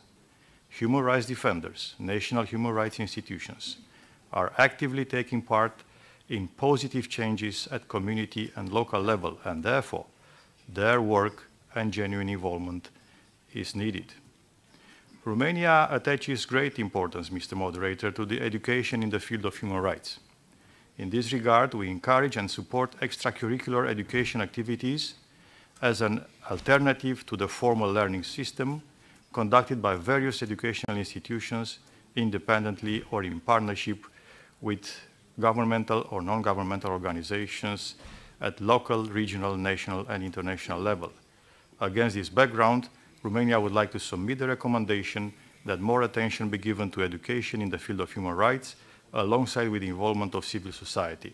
In this respect, ODIHR and OSCE field presences have an important role to play. Thank you. Thank you very much. The next speaker is the Association Crimean Central Lawyers Board of Simferopol, followed by Fair Trials. Crimean Central Lawyers Board of Simferopol, you have the floor. Да, большое спасибо.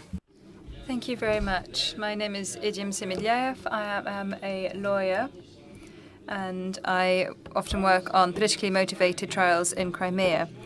The freedom of assembly is a fundamental freedom in any country, and it is essential for ensuring the exercise of political and civil rights. There are international acts and this right is also enshrined in the Constitution of the Russian Federation, which currently governs Crimea. The Russian Federation's laws foresee that it is legal to hold marches and demonstrations and pickets. Today in Crimea, activists are prohibited from carrying out such demonstrations, and the annual meetings have been banned concerning the deportation of Crimean Tatars, which was a demonstration which had taken place annually for 25 years. Furthermore, entire districts were closed off and people were not allowed into the streets. When people gather and that affects public transportation, everything is labeled as an unauthorized meeting and punished by fines of varying amounts. People are also threatened with administrative punishments for coming to support their friends or acquaintances who face unfair trials. If people gather, for instance, to denounce certain cases, they are accused of holding an unauthorized meeting.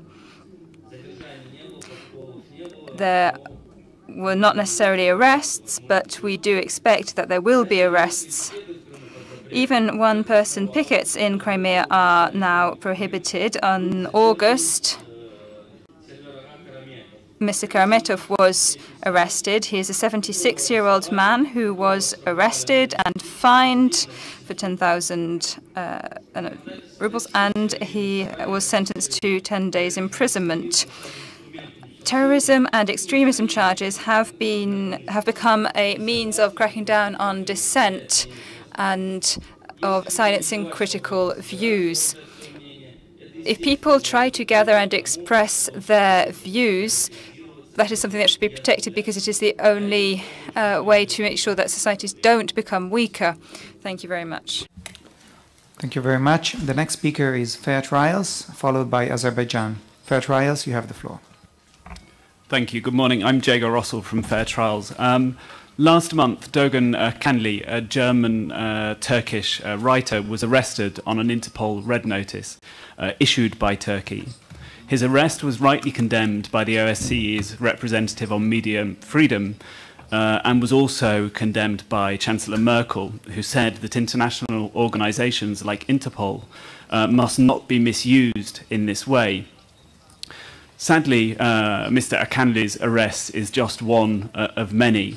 It's the latest case of abuse of international cooperation mechanisms and, in particular, Interpol. I'll start with the recommendations. I have 3 recommendations as to how the OSCE and its member countries can prevent or reduce the human impact of the abuse of these international cooperation mechanisms and, in particular, Interpol. The first recommendation for states: think before you arrest people within your jurisdiction. Sounds really obvious, but the existence of an Interpol red notice does not mean that it's a legitimate arrest request. These red notices are misused, so you should think before you arrest people. Secondly, continue to encourage and support reform of Interpol. Interpol has started down the route to meaningful reform of its systems to prevent their misuse for political purposes. But the pressure needs to be maintained for those reforms to be implemented properly. And finally, I believe the OSCE should play a key role in bridging the apparent divide sometimes between protecting security and also the human rights dimensions. It's absolutely crucial that states find ways to cooperate to fight serious cross-border crime, but those mechanisms also need to be adapted and used in a way which respects human rights. This is crucially important. It's crucially important because of the impact of abuse of these systems on the individuals concerned, because of the human impact.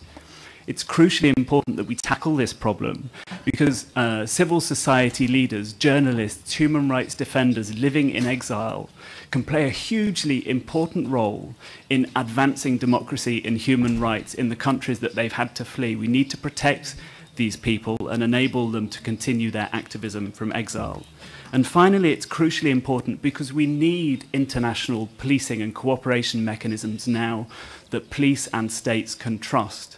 States and police should be able to trust Interpol red notices as being legitimate tools for cooperation, not mechanisms for exporting persecution. Thank you.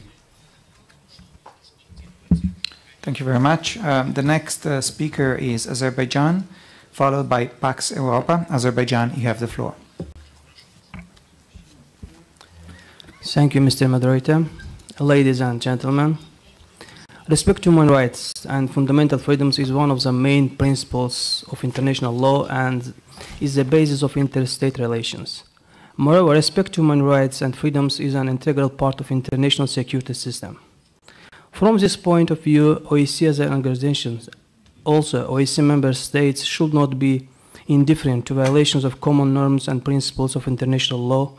Human rights, international humanitarian law should not keep silence, should join efforts for punishing states which committed the violations in order to avoid new violation.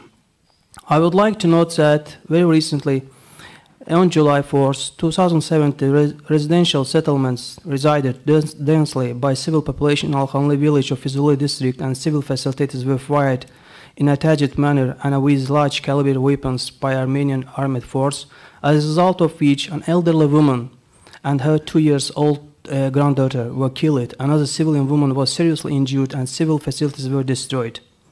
As a result of the next provocation committed by the Armenian armed forces on August 7, 2017, with the goal of deliberate destruction of the civilians by firing the Karalar village of Tovuz region bordering with Armenia, 13-year-old boy from that village, Yusuf Ramin, was hospitalized in heavy conditions by receiving multiple debris injuries. As seen, Armenia is a continuous route violations of the requirements of international humanitarian legal norms by intensively firing the territories of civilians with large caliber weapons without giving up its aggressive action. These recent incidents should be assessed as a next criminal act, being the continuation of military aggression, ethnic cleansing, and terror act lasting over the 25 years against Azerbaijan, resulting with the killing of thousands innocent people by the Armenian armed forces, the grave and mass violation of human rights, and full destruction of historical, religious, and cultural monuments belonging to the world culture, and efficient measures should be taken for punishing those who commit these crimes in line with international legal norms. As known, resolutions of the Right of Truth Human Rights Council invites member states, I think there is a point of order. International organizations, national human rights institutions, and non-governmental organizations. Sorry, a point of order. I must interrupt you. I think there is a point of order. From the very beginning, you have established the rule of the House, the rule of procedure, that each delegation should perform in the scope of the discussion. The situation in conflict area is neither civil society NGO event nor freedom of assembly. So I would like to urge you to keep your own pledges of the meeting. I mean, we are discussing completely different issues. We understand that Azerbaijani delegation has nothing to say on freedom of association and also on the NGO, and it tries to hijack the topic of this meeting by bringing completely different topics. So I urge you to interfere and to bring the order. Thank you. Thank you very much. Thank you. Sorry. Thank you very much. I would like to say about the resolutions of the about the United Nations councils. Okay, and the please United councils also invite. Please stick to the topics of the session. Freedom of assembly and association and natural rights. As you known, have the floor. Okay. As known, adopting the resolution of the Right to Truth Human Rights Council invites member states, United Nations bodies, intergovernmental organizations, national human rights institutions, and non-governmental organizations to fully implement the demands of the resolutions. The right of truth is often invoked in the context of gross violation of human rights and grave breach of humanitarian law. The right of the truth implies knowing the full and complete truth as an event that transpired the specific circumstances and who participated in them, including knowing the circumstances in which the violations took place, as well as the reason for them. And Azerbaijan Ombudsman, as a national human rights institution, guiding with the requirements of the respective of the UN Human Rights Councils, adopted statements, appeals addressed to the world community, respective international organizations, and colleagues for putting an end long-lasting Armenian aggression against Azerbaijan. Sorry, a kind reminder really to try to stick to the topic of the session, assembly and association and NHRIs. It's one of the activities of national human rights institutions to give you attention about the gross violations of Azerbaijan civilians. If it's not, please correct me. As I mentioned, the topic is freedom of assembly and association and national human rights institutions national activity. human rights institutions and civil now society. I'm showing you about our statements, about the statement of national human rights institutions, which gross violations will be happening in Azerbaijan by Armenian military service. It's also gross violation. Please keep the anti-discrimination activity, please. Thank you. Thank you very much, and a kind reminder to everybody of the topics of this session: freedom of assembly, freedom of association, the role of national human rights institutions and civil society. Now, the next speaker on the list is Pax Europa, which will be followed by the Islamic Renaissance Party. Pax Europa, you have the floor. Herzlichen Dank. Ich heiße Elisabeth Sabat. Thank you very much. My name is Elisabeth Sabic and I represent Pax Europa. And it is with grave concern that we note more and more restrictions on freedom of assembly in Austria. A number of groups that defend the right to life and that want to preserve a classic model of the family with a father, a mother, and a child or children are in fact subject to violent counter demonstrations. For instance, the March for the Family that was planned for 18 June was subject to difficulties. Already last year, we were told that there would be a counter-demonstration, even though we had asked for a permit to march much earlier. This year, the march had to be interrupted because anarchist groups threatened to attack the participants in the march violently, and the police claimed that it was not in a position to guarantee the safety of march participants.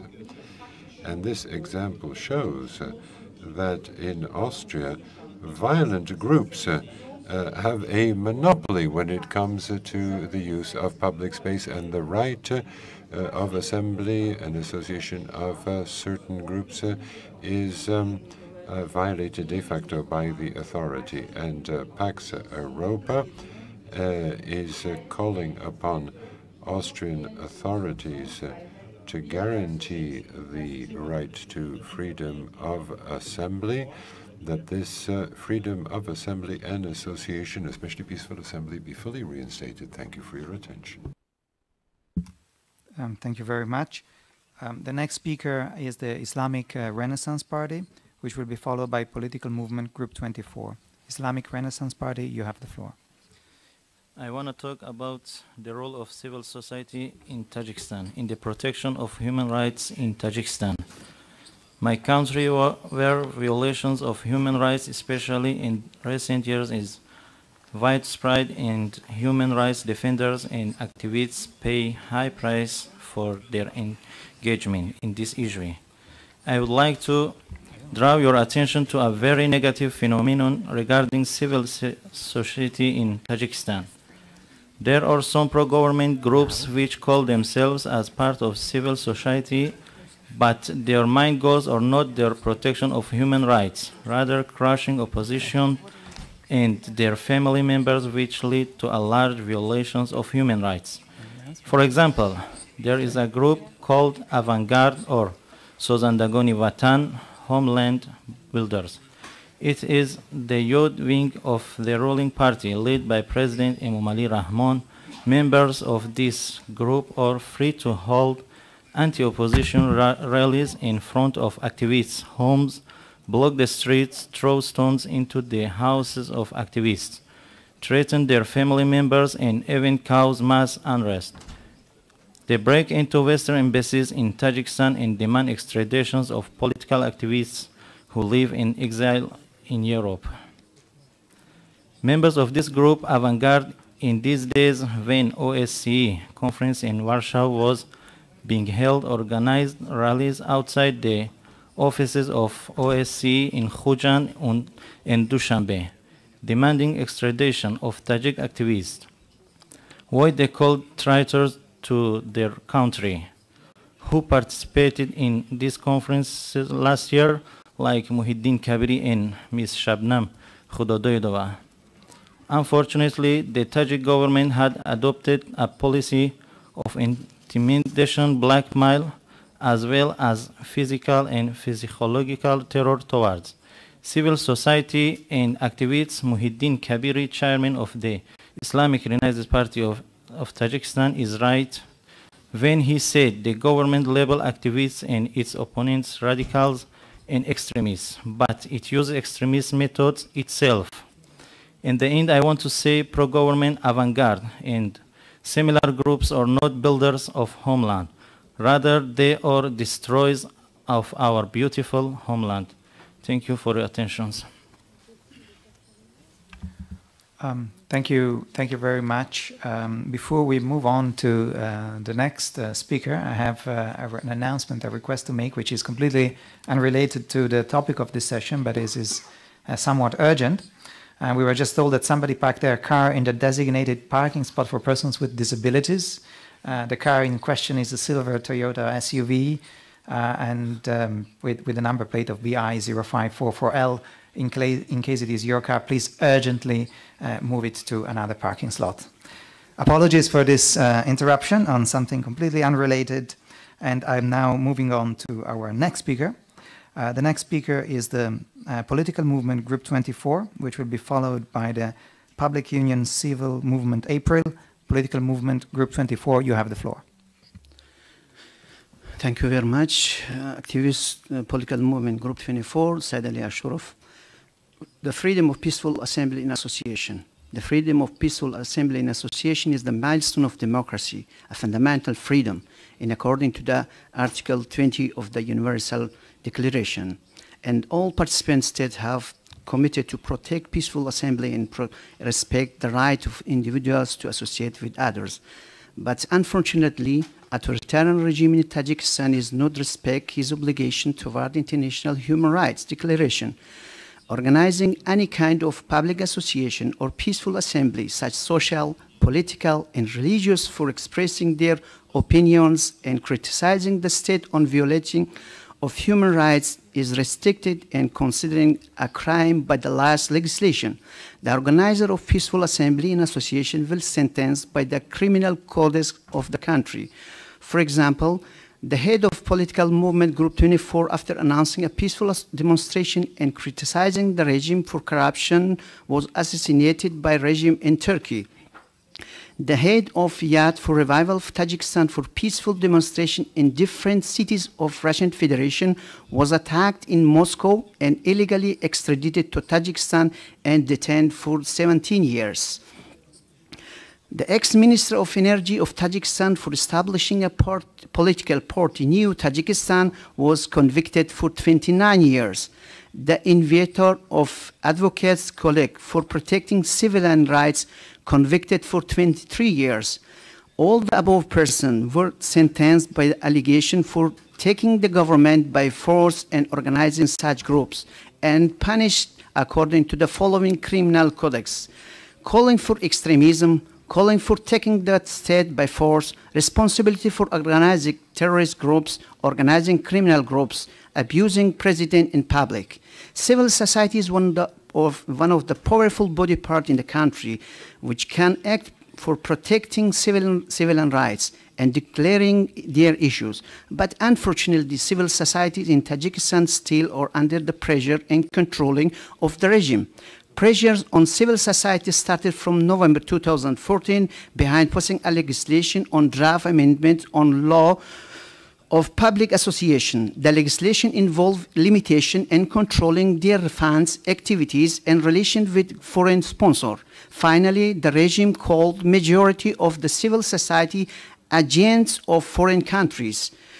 Before passing this legislation, more than 90 associations appealed against this legislation, but unfortunately, there was no any response. This is what Rahmanov claims about the democracy in the country. After long pressure on civilians, many advocates, journalists, politicians, and free thinkers leave the country for abroad.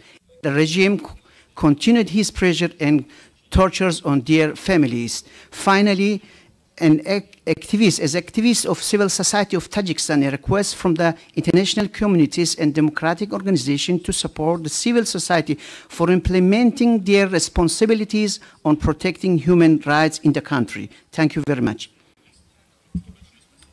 Thank you very much. The next speaker is the Public Union Civil Movement April, followed by Poland. Public Union Civil Movement April, you have the floor. Thank you very much, Mr. Moderator.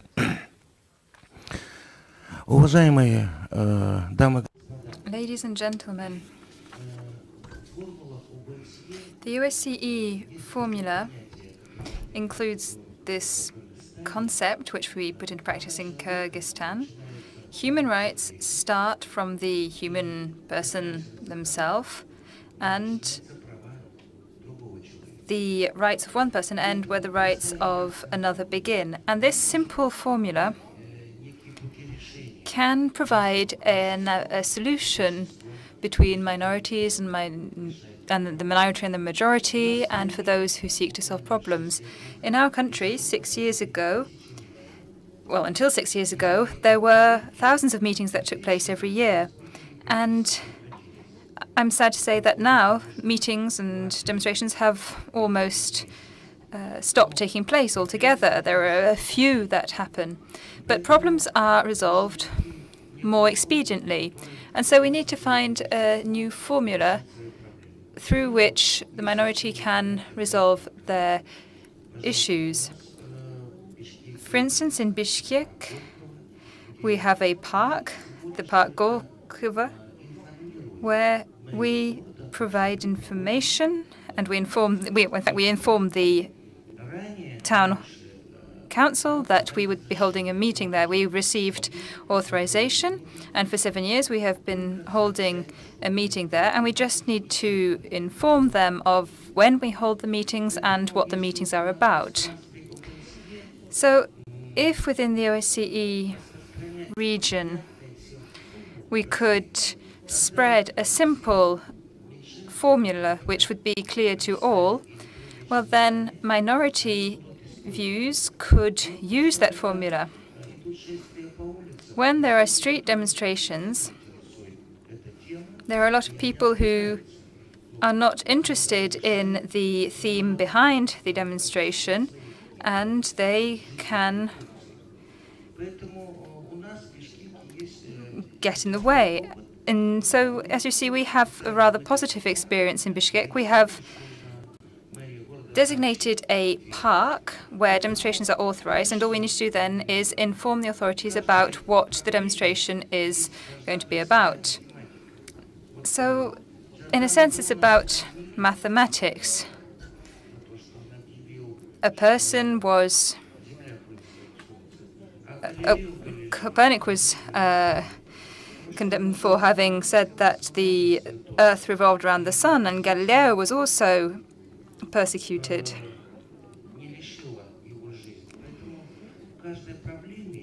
But you see, I think that every problem and every demonstration, every meeting needs a certain mathematical formula to be solved, and then things will be clearer and better understood.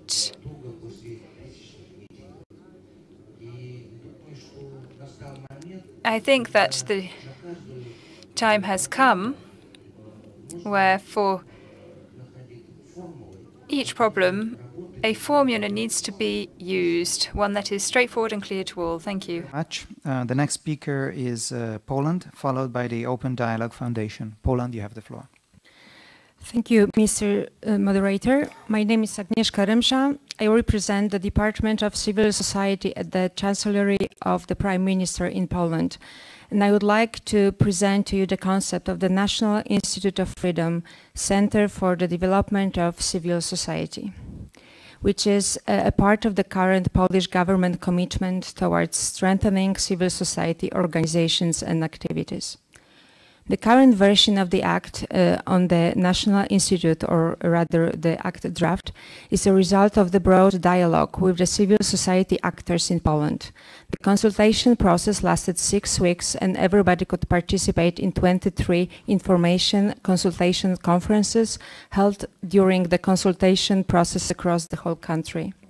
The main idea behind the planned creation of the National Institute of Freedom is the creation of a government institution that would be fully devoted to the implementation of government programs strengthening the development of civil society in Poland. The idea and organizational structure of the National Institute of Freedom benefits from the good practices of other, also OSCE countries, which was also acknowledged in the recent opinion of the draft act issued by the OSCE Office for Democratic Institutions and Human Rights. The Institute is planning to run programs that aim to strengthen civil society and civil society actors in Poland, such as Institutional Grants Fund, civic education grants, programs supporting advocacy and watchdog activities of Polish organizations, civic participation of Polish citizens, as well as the Polish Solidarity Corps, programs supporting long-term volunteering. The special attention will be given to providing support to organizations that so far had little chances of receiving government support, to balance chances and facilitate diversification of the civil society sector in Poland. The theme of the programs are the response to problems of Polish non-profit sector and civil society voiced for many years by civil society actors and revealed in various research and discussions. Programs to be run by the National Institute will be developed in cooperation with special expert groups of civil society representatives and will be open to public consultation. The Institute is to function in a transparent manner and will be open to social control through the Council of the Institute that will assist the committee in supervising the Institute and which will have representatives on non-profit organizations. The draft on National Institute of Freedom Center for the Development of Civil Society is now being processed in the Polish Parliament and is expected to be passed within a month. I have copies of the full text of my presentation with my contact details in case you would like to learn more about the Institute, our policies towards strengthening civil society in Poland, or if you would like to cooperate with our department. They will be available outside. Thank you for your attention. Thank you very much. The next speaker is the Open Dialogue Foundation, followed by the National Bar Association of the Republic of Moldova. Open Dialogue Foundation, you have the floor. Thank you very much, ladies and gentlemen. My name is Ludmila Kozlovska. I represent Open Dialogue Foundation, a human rights organization which monitors the situation in post-Soviet region. Today, I would like to draw your attention to the violation of the freedom of assembly in Moldova and Kazakhstan. Since 2015, in Moldova, the anti-government protests regularly organized across the country, involving thousands of protesters. Initially, they were provoked by the news of loss of about $1 billion from 3 large Moldovan banks. Shortly, the protesters began to make general demands, resignation of the government and the implementation of anti-corruption reforms. The current government, formed mainly from persons close to oligarch Vladimir Plakhatnyuk, sabotaged implementation of systematic reform. Furthermore, in response to the protests, the Moldovan authorities began to prosecute opposition and civil society representatives such as Maya Sandu, Andrei Anastasi, Grigory Petrenko, Alexander Makidon, Anna Ursaki, and others. For the first time in several years, the international community has noted the presence of political prisoners in the country. The concentration of power in the hands of Vladimir Plakhatnyuk, the most powerful oligarch and the most influential politician in the country, poses a threat for democratic process in Moldova. In Kazakhstan, almost 6 years after Zhanaozen tragedy, the authorities are suppressing freedom of assembly by arresting and sentencing critics and opponents of Nazarbayev's regime. The European Parliament, the OSCE, the United Nations condemned Nazarbayev's repressive policy and called for the release of political prisoners. Thanks to this pressure, a lot of political prisoners, including Vladimir Kozlov and Rosa Tuletaeva, were conditionally released. As Open Dialogue Foundation, we're deeply concerned that since 2016, Talgat Ayan and Max Bakayev, land reform protesters, were sentenced to 5 years imprisonment for attending a peaceful rally and publishing in social media. And the blogger Sanat Dosov was sentenced for 3 years imprisonment for his criticism of Russian aggression in Ukraine and in social media. In 2017, leaders of oil workers Amin Eliusinov and Nurbek Kushkambayev were sentenced to 2 and 2.5 years after protesting against the closure of Confederation of Independent Labor Unions. The Open Dialogue Foundation considers it necessary for OSCE states to take the following steps. Exert pressure on the Moldovan authorities in order to bring about the implementation of the necessary anti-corruption reform in the country and measures to ensure the independence of the law enforcement and judicial system. Demand from Moldova and Kazakhstan safe conditions for activities of opposition and civil society, labor unions and countries in the countries, and unconditionally stop political persecutions. The full list of recommendations will be tabled later after this meeting. Thank you for your attention. Thank you very much. The next speaker is the National Bar Association of the Republic of Moldova, followed by Citizens Labor Rights Protection League. National Bar Association of the Republic of Moldova, you have the floor. Sorry, thank you very much. Good morning, ladies and gentlemen. My name is Anna Ursaki. I'm a lawyer and human rights defender from Moldova. As it was already specified in different international reports and it was observed by the foreign experts, Moldova remains one of the poorest and most corrupt states in Europe, which causes tension in society and discontent with the actions of the authorities. The whole year of 2015 and the winter, spring and summer of 2016 were marked by anti-government protests across the country involving thousands of protesters. As a result, on the direct order of Vladimir Plakhatnyuk, who is the most afraid of popular protests and loss of power, the fully controlled by the oligarch General Prosecution Office opened and fabricated criminal cases against the leaders of the opposition and civil activists who were supposed to be organizers of peaceful anti-government protests. Plahotniuc ordered and the law enforcement institution of Moldova executed targeted attacks against any kind of opposition to government. And we can talk here about the illegal detention of the leader of the opposition party, Our Home Moldova, Grigore Petrenko, who was arrested after protests in front of General Prosecutor Office and who is now recognized by the statement of Parliamentary Assembly of Council of Europe and the written declaration of United States Department as a political prisoner. I can also mention here the huge media harassment and threats of the criminal prosecution against the other prominent leaders of opposition who were organized and participated at the joint opposition protests of left and right parties, which were held from the spring 2015 to the summer 2016 in Moldova.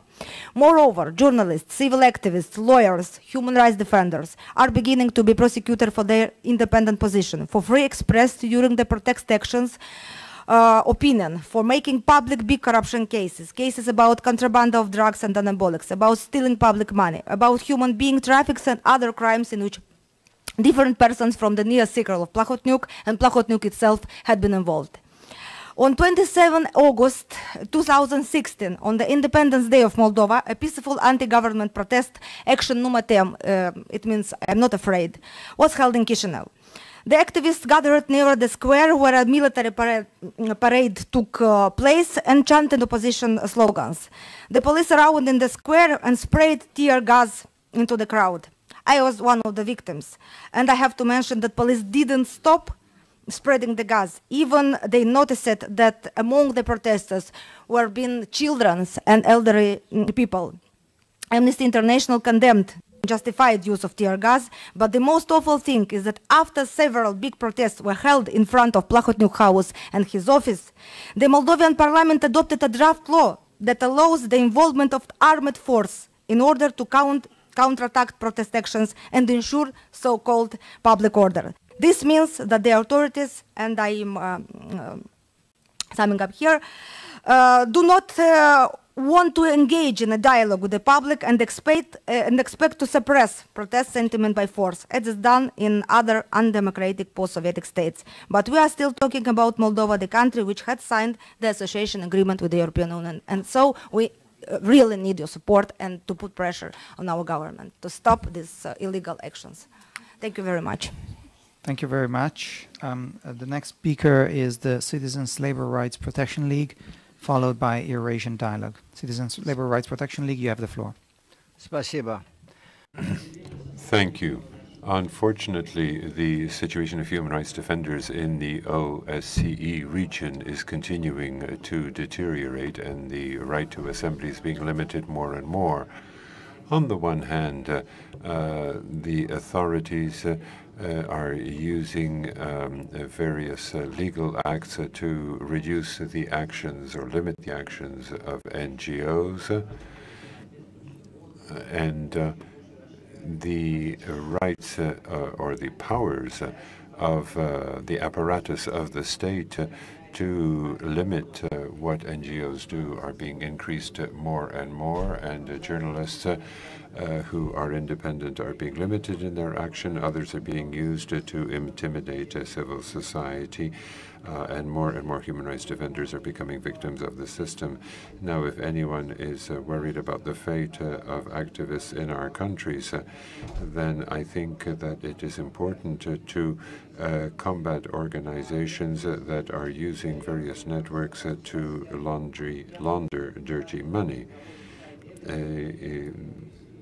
There will be a side event held here, which is then funded by certain dubious donors. And in the countries of the former Soviet Union, like Azerbaijan, they are interested in some closer links with the EU through the signing of various trade and commercial agreements. But who is going to be monitoring the actions carried out under the cover of such agreements? People are sent from one event to another, they read out the same text, and they masquerade as human rights activists. Thank you. Thank you very much. I was just discussing with colleagues, we have quite a long list of rights of reply requests. And therefore, unfortunately, to give space to everybody, including those delegations who have expressed their interest in exercising the right of reply, we will limit now speaking time to 2 minutes, and with a kind request to try to stick to this time. The next speaker on my list is the Eurasian Dialogue, which will be followed by Act for America, Minneapolis. Eurasian Dialogue, you have the floor. Dear ladies and gentlemen, respected representative of countries to OCSE, my name is Mohammad John Kabirov. I would like to speak today about freedom of peaceful assembly. In some countries, there is a limitation in this regard, but our problem as a Tajik activist is different and another sort of pressure. We as a peaceful activist were crushed in our country. Many of us were sentenced to long-term imprisonment, and some of us could survive and sought refuge in Europe. Despite all this, we cannot use freely our right of freedom of peaceful assembly and association in Europe, because Tajikistan government use our family members and relatives as a hostage and human shields to silence us. Due to my participation to this conference, my father, Safar Kabirov, was detained and in custody in Faizabad district. He was subjected to torture, humiliation, harsh integration, and inhuman treatment while his hand was held in chain. They threatened him with imprisonment if I participate in this conference with you. Last year in this city, in such a conference, mother of an activist, Abdul Samad, who was participated in human domination implementation meeting in 2016, has died of the heart attack following the raid and threats of security officials. She was so afraid and stressed that led to her attack, and result, he has died. Similar, Janatullah Kamilov, an IRP team activist who is now with us here. His mother has died of high blood pressure when the authority used their regular raid her home and threatened her and her sons with imprisonment, confiscation of their house and properties. Now my colleagues, Mr. Islamuddin Saidov, an activist who organized the yesterday protest outside of the hall, told me that authority went to his father's home and forced them out of their home. The authority told his father, "We had told you to tell your son not to participate in Warsaw conference, but your son has organized an anti-government protest outside the OCSE conference hall." If the country, if the government and authority do not tolerate the freedom of assembly of their opposition in Central Europe, how they could tolerate their opposition inside the country?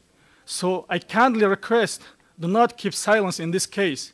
If the OCSE organization and human implementation meeting raised this question last year, we wouldn't be today under pressure. So please don't be quiet. Why should our family members pay the price for our activities? So I kindly ask, impose sanction on these family abusers who call themselves as human. And OCSE should create a committee to visit our family members and in general to observe this inhuman phenomenon. Thanks a lot for your attention. Thank you very much.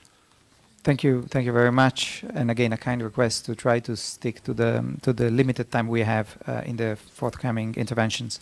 The next speaker I have on my list is the Act for America Minneapolis, which will be followed by the Union of Informed Citizens.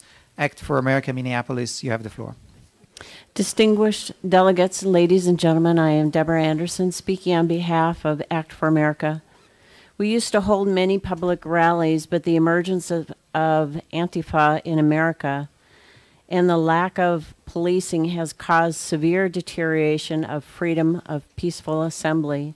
Last June, rallies hosted by Act for America across the country were met by counter-protesters dressed in black masks and hoods, and some armed with pepper spray, homemade shields, and water bottles. This also has the effect of radicalizing any assembly, so only those willing to engage in physical battles will participate. The safety of participants in a proposed Act for America rally for the Constitution could not be guaranteed, so Act for America decided to give up holding the planned public assemblies. This in itself constitutes a direct loss of a fundamental freedom. The remedy urgently needed is effective policing where threats and violence from so-called counter-demonstrators are effectively prevented. This will require use of physical force, but experience from Poland and Spain prove this to be effective. Therefore, Act for America Minneapolis recommends that police and other authorities clearly differentiate between perpetrators and victims of violence, that police effectively protect any peaceful assembly against intimidation, threats, and attacks using any force that may be necessary, that violent groups attacking freedom of peaceful assembly be investigated and prosecuted under the law. Thank you. Thank you very much. The next speaker is the Union of Informed Citizens, which will be followed by the Central Asian and Southern Caucasian Freedom of Expression Network. Union of Informed Citizens, you have the floor. Thank you very much, Mr. Moderator. Speaking of the role of civil society in the protection of human rights, one cannot ignore the shrinking space of CSOs in number of OSCE member states. Fortunately, Armenia, my country, is not the first in the list of those countries. The picture is worse in Russia, Belarus, Azerbaijan, and some other Central Asian countries. But it does not mean that we can ignore the tendencies of shrinking space of civil society in Armenia. By now, it is mostly expressed in propaganda. For example, the public television has prepared reports to justify the fact that human rights defenders receive money from the West for anti-state activities. And in recent months, there has been an extremely problematic tendency associated with shrinking space of lawyers' activities. For several months, judicial bailiff has been doing illegal searches against lawyers attending courts. Tomorrow, on September 13, more than 150 lawyers will hold a one-day strike to demand to stop these searches. I should add that by now we have good legislation regarding NGOs and media, but calls to change the legislation in Armenia are regularly made by Moscow. Regarding peaceful assemblies in Armenia, I would like to mention that there are peaceful demonstrators in Armenia who are still imprisoned for more than a year. So far, not a single person who abused the use of special means and force against peaceful protests and protesters and journalists in June 2015 and July 2016 has been punished. As a result, many people in Armenia have started to be afraid of participating in peaceful assemblies because they have no reason to think that they will not be poisoned with tear gas, will not get burns or shrapnel injuries from stun grenades, or will not appear in jail, as it happened with hundreds of exclusively peaceful protesters in the last 2 years. We think that OSCE should call on Armenia to bring police officers who used violence against peaceful protests to the account. Thank you very much. Thank you very much. The next speaker is the Southern Caucasus Freedom of Expression Network, which will be followed by the European Network for National Human Rights Institutions. Central Asia and Southern Caucasus Freedom of Expression Network, you have the floor. Thank you. As Yarosviet, I represent the Central Asian and Southern Caucasian Freedom of Expression organization. Now, I don't have much time, so I will focus on a few key elements. My organization is based in Azerbaijan and is one of a few thousand NGOs that freely and without hindrance carry out their activities throughout our country. Our organization usually holds multiple events in all parts of our country, and in particular in the central region of our country and in the capital as well. We do not run up against any hindrance from the authorities. We do not face any difficulties. I want to say this so that everyone knows that in Azerbaijan, no obstacles are imposed on NGOs, unlike what some people here would have you think. The representative of the United States said during the statement that some NGOs have blocked bank accounts. I am surprised to hear that because at this point in time we have no data proving that about Azerbaijan. Now, probably the representatives of the United States might review their statement, and I think they're actually rereading the statement that they read last year. And last year I had to respond to what they said. They said that NGOs' bank accounts in Azerbaijan were blocked, but that was not the case. Unfortunately, we have little time, and so I will leave it at that. Thank you. Thank you very much. The next speaker is the European Network of National Human Rights Institutions, followed by the Helsinki Citizens Assembly Vanadzor. European Network of National Human Rights Institutions, you have. Thank you. National human rights institutions are state-mandated organizations, independent of governments, with a broad mandate to promote and protect human rights. NHRIs can have various forms and include ombudsman institutions or also human rights commissions. All NHRIs, though, are accredited against the Paris Principles to ensure their independence, impartiality, accountability, and pluralism. ENRI, the European network of NHRIs, which I represent today, brings together 41 NHRIs from across Europe. ENRI's mission is to strengthen, support, and connect European NHRIs in order to enhance the promotion and protection of human rights across the region, including also the right to freedom of assembly and association.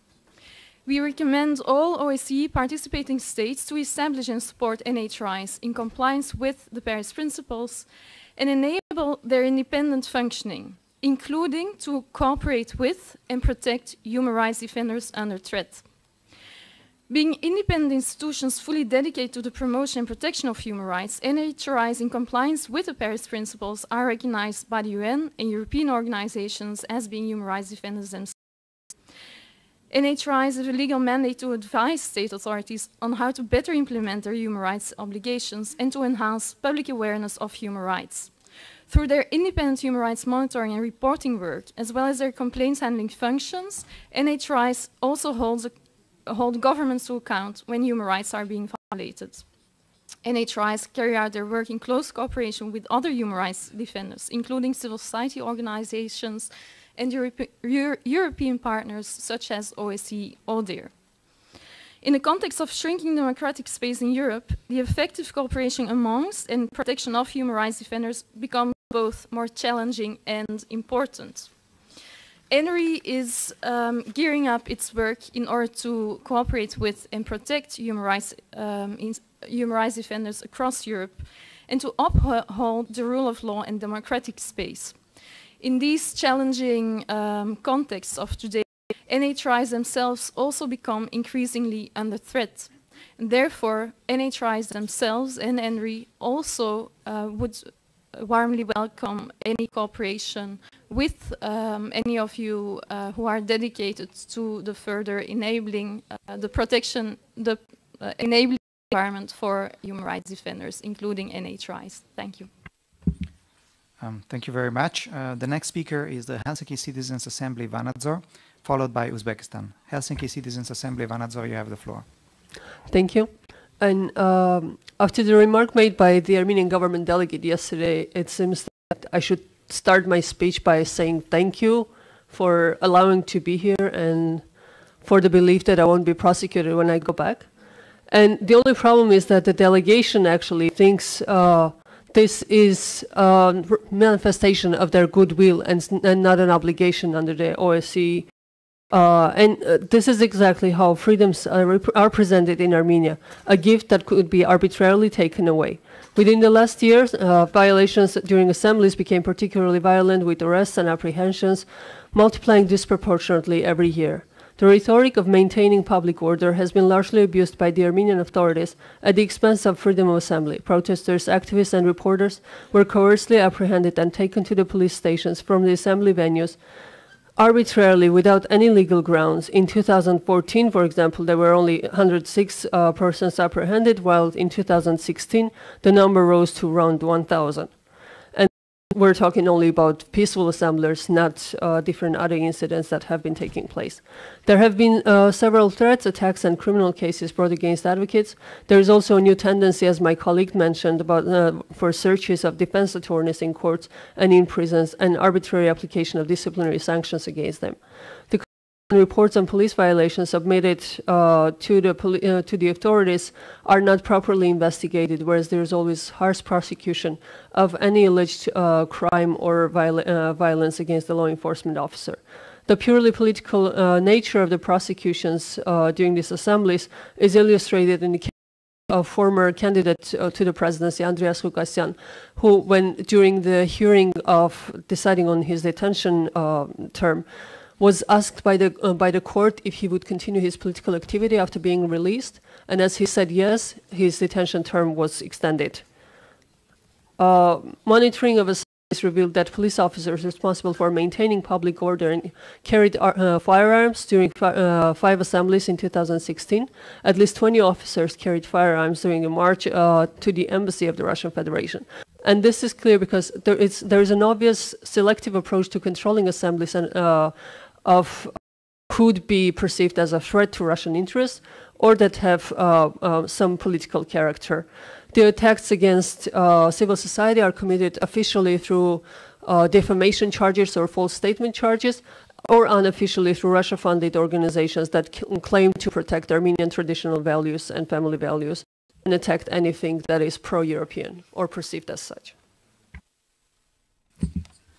Thank you very much. The next speaker is Uzbekistan, followed by Centre de la Protection Internationale. Uzbekistan, you have the floor. Thank you, Mr. Moderator. I am the Uzbekistan. We have a national system of institutes for the protection of human rights. We have a plenipotentiary of the Majlis for protection of human rights. We have a representative of the president that protects the rights of businesses, and then we have the National Human Rights Center of Uzbekistan. Now, 2017 has been a time of historic decisions in the sphere of human rights protection and allowing for development of NGOs. Let me mention the most important. First of all, a law on the protection of the rights and interests of entrepreneurs, and a second law was enacted on the representative of the parliament, the plenipotentiary of the parliament on human rights, who's essentially the ombudsman, and the right of the ombudsman to appeal to the Constitutional Court without payment of any fees, making reports to the Parliament, and having an independent budget within the state budget. And there has also been a strengthening of cultural rights. Taking advantage of the opportunity, I'd like to note that in developing these laws, the representative of the OSCE in Uzbekistan was very involved. We organized a number of international events, and we also took advantage of recommendations of Dr. Yosef Osiri, who is the president of the Association of Ombudsmen. And we also took a number of important steps to develop non-governmental and non-commercial organizations. The full text of our statement will be made available electronically. Thank you for your attention. International, followed by the Independent Association of Independent Democrats Against Authoritarian Regimes. Centre de la Protection Internationale, you have the floor. Thank you, Mr. Moderator. I represent Centre de la Protection Internationale, France, and would like to bring to your attention a few facts concerning violations of the right to freedom of assembly in the Russian Federation and Armenia. With your permission, I would like to start with the Russian Federation. Russian authorities continue to practice the use of administrative arrests and detentions of peaceful demonstrators.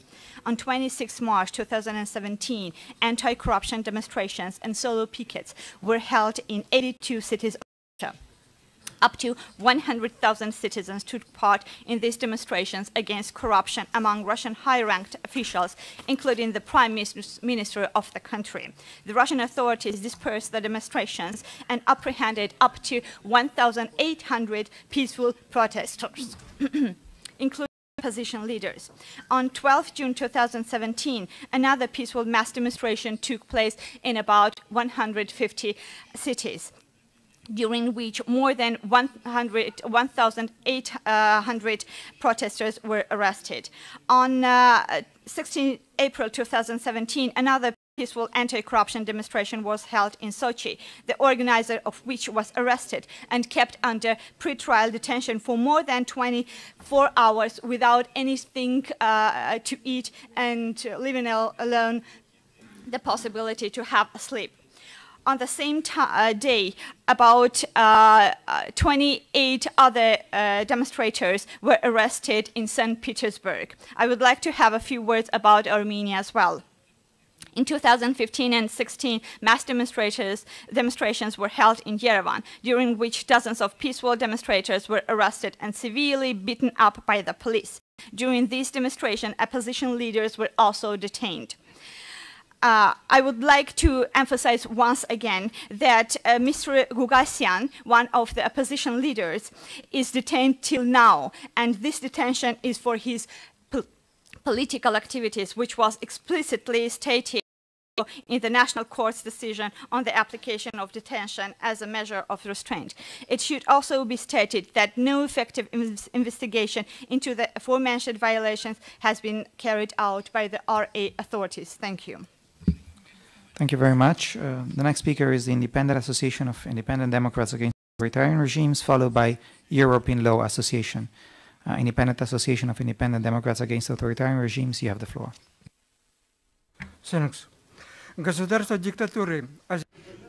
Azerbaijan, Belarus, Uzbekistan, Turkmenistan, Tajikistan, and aggressive Russia are authoritarian countries. Kazakhstan has been making steps towards democracy. There are changes in terms of Western countries' policies towards dictators, which are softening.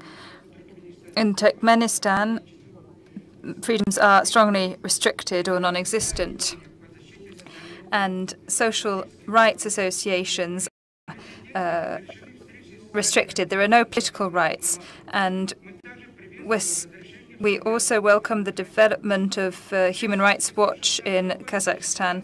In Tajikistan, the family oligarch dictatorship has been consolidated, and gongos are flourishing. Democratic NGOs are oppressed. The authorities impede them from accessing resources or just repress them. And there are hundreds of activists in prison in Russia. The authorities have decided to label all foreign NGOs as foreign agents. And in Belarus, despite finally registering Tell the Truth, the government refuses to register other human rights and political organizations. And there are criminal law proceedings brought against REP and its representatives. Please listen, European delegations. The National Institutes for Protection of Human Rights do exist formally in some countries, but they do not actually protect human rights. Belarus discussed the issue of the ombudsman, and on the 2nd of February, the dictator Lukashenko said that we do not need the direct role of an ombudsman, and human rights will only be protected when the president is the ombudsman. And so he used the future, and so there is, as such, no ombudsman right now. Lukashenko, who's dictator and has been in power for 23 years, is concentrated on just one thing. To whom can he hand down the country? A leopard won't change its stripes. This is a major problem. Thank you. Thank you very much. Next speaker is European Law Association, followed by Freedom Now.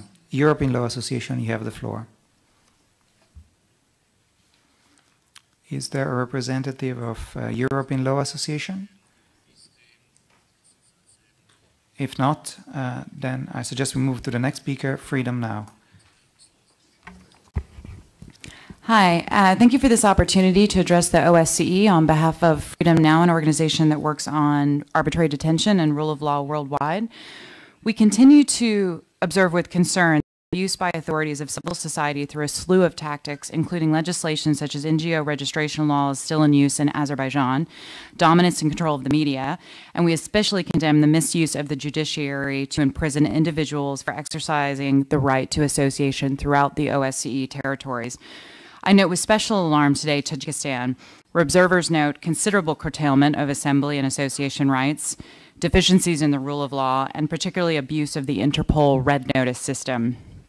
Since 2015, the government of Tajikistan has arrested and imprisoned nearly 200 political opposition members and sentenced them to lengthy prison terms on charges to discredit and dismantle any viable political opposition. Deeply concerning, the government has also imprisoned and harassed lawyers who represent these prisoners.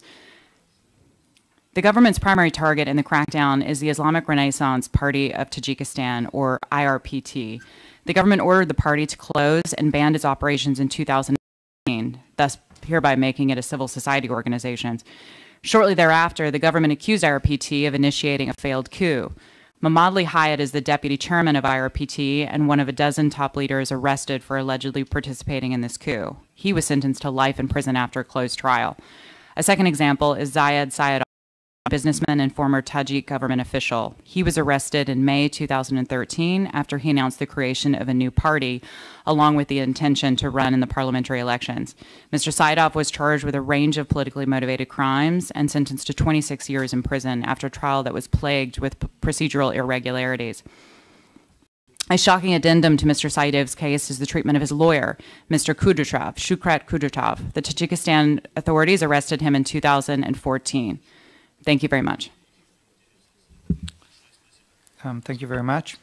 The next speaker is Rights and Freedoms of Turkmenistan Citizens, which will be followed by Human Rights Movement Birduino, Kyrgyzstan. Rights and Freedoms of Turkmenistan Citizens, you have the floor.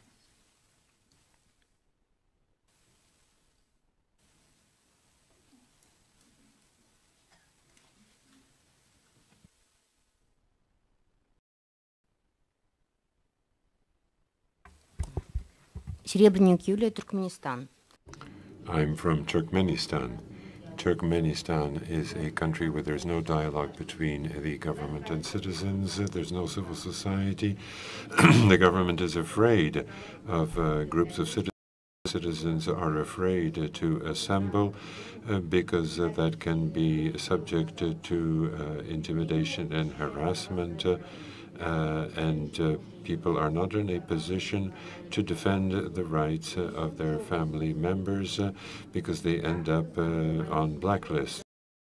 And when that's what happened when I tried to defend the rights of my husband who was in prison, there was pressure put on us to cease organizing assemblies that we organized a meeting before the Turkmenistan embassy in Moscow. There is fear throughout the society. People don't trust their own neighbors. And throughout the country, there are security agents who monitor and control what is happening in individual families. The conscription into the army is used also as a form of intimidation, and there are NGOs that are in a position to monitor the situation in prisons. International organizations do not have a good sense of what is happening. Our president makes empty declarations to the international community which are not followed up with any effect in the country. And followed by Legal Resources Center from Moldova. Human Rights Movement, Birduino, you have the floor. Good morning. Thank you, moderator, for giving me the floor. Thank you for this session. What's happening in Kyrgyzstan in terms of peaceful assembly and association? I would like to provide you with an example. The public prosecutor of the Kyrgyz Republic, Madame Musmanova, who has been here for 2 days now, she's been speaking about the upcoming elections. And of course, we are very committed to this initiative. But as the French say, a will is not always enough to make it happen. The leader of a human rights organization and 2 independent journalists, following a trial and following 5 lawsuits, which ran counter to all of Kyrgyzstan's legislation, pay a hefty fine, 33 million sums, because they tried to use their right to freely express their dissent.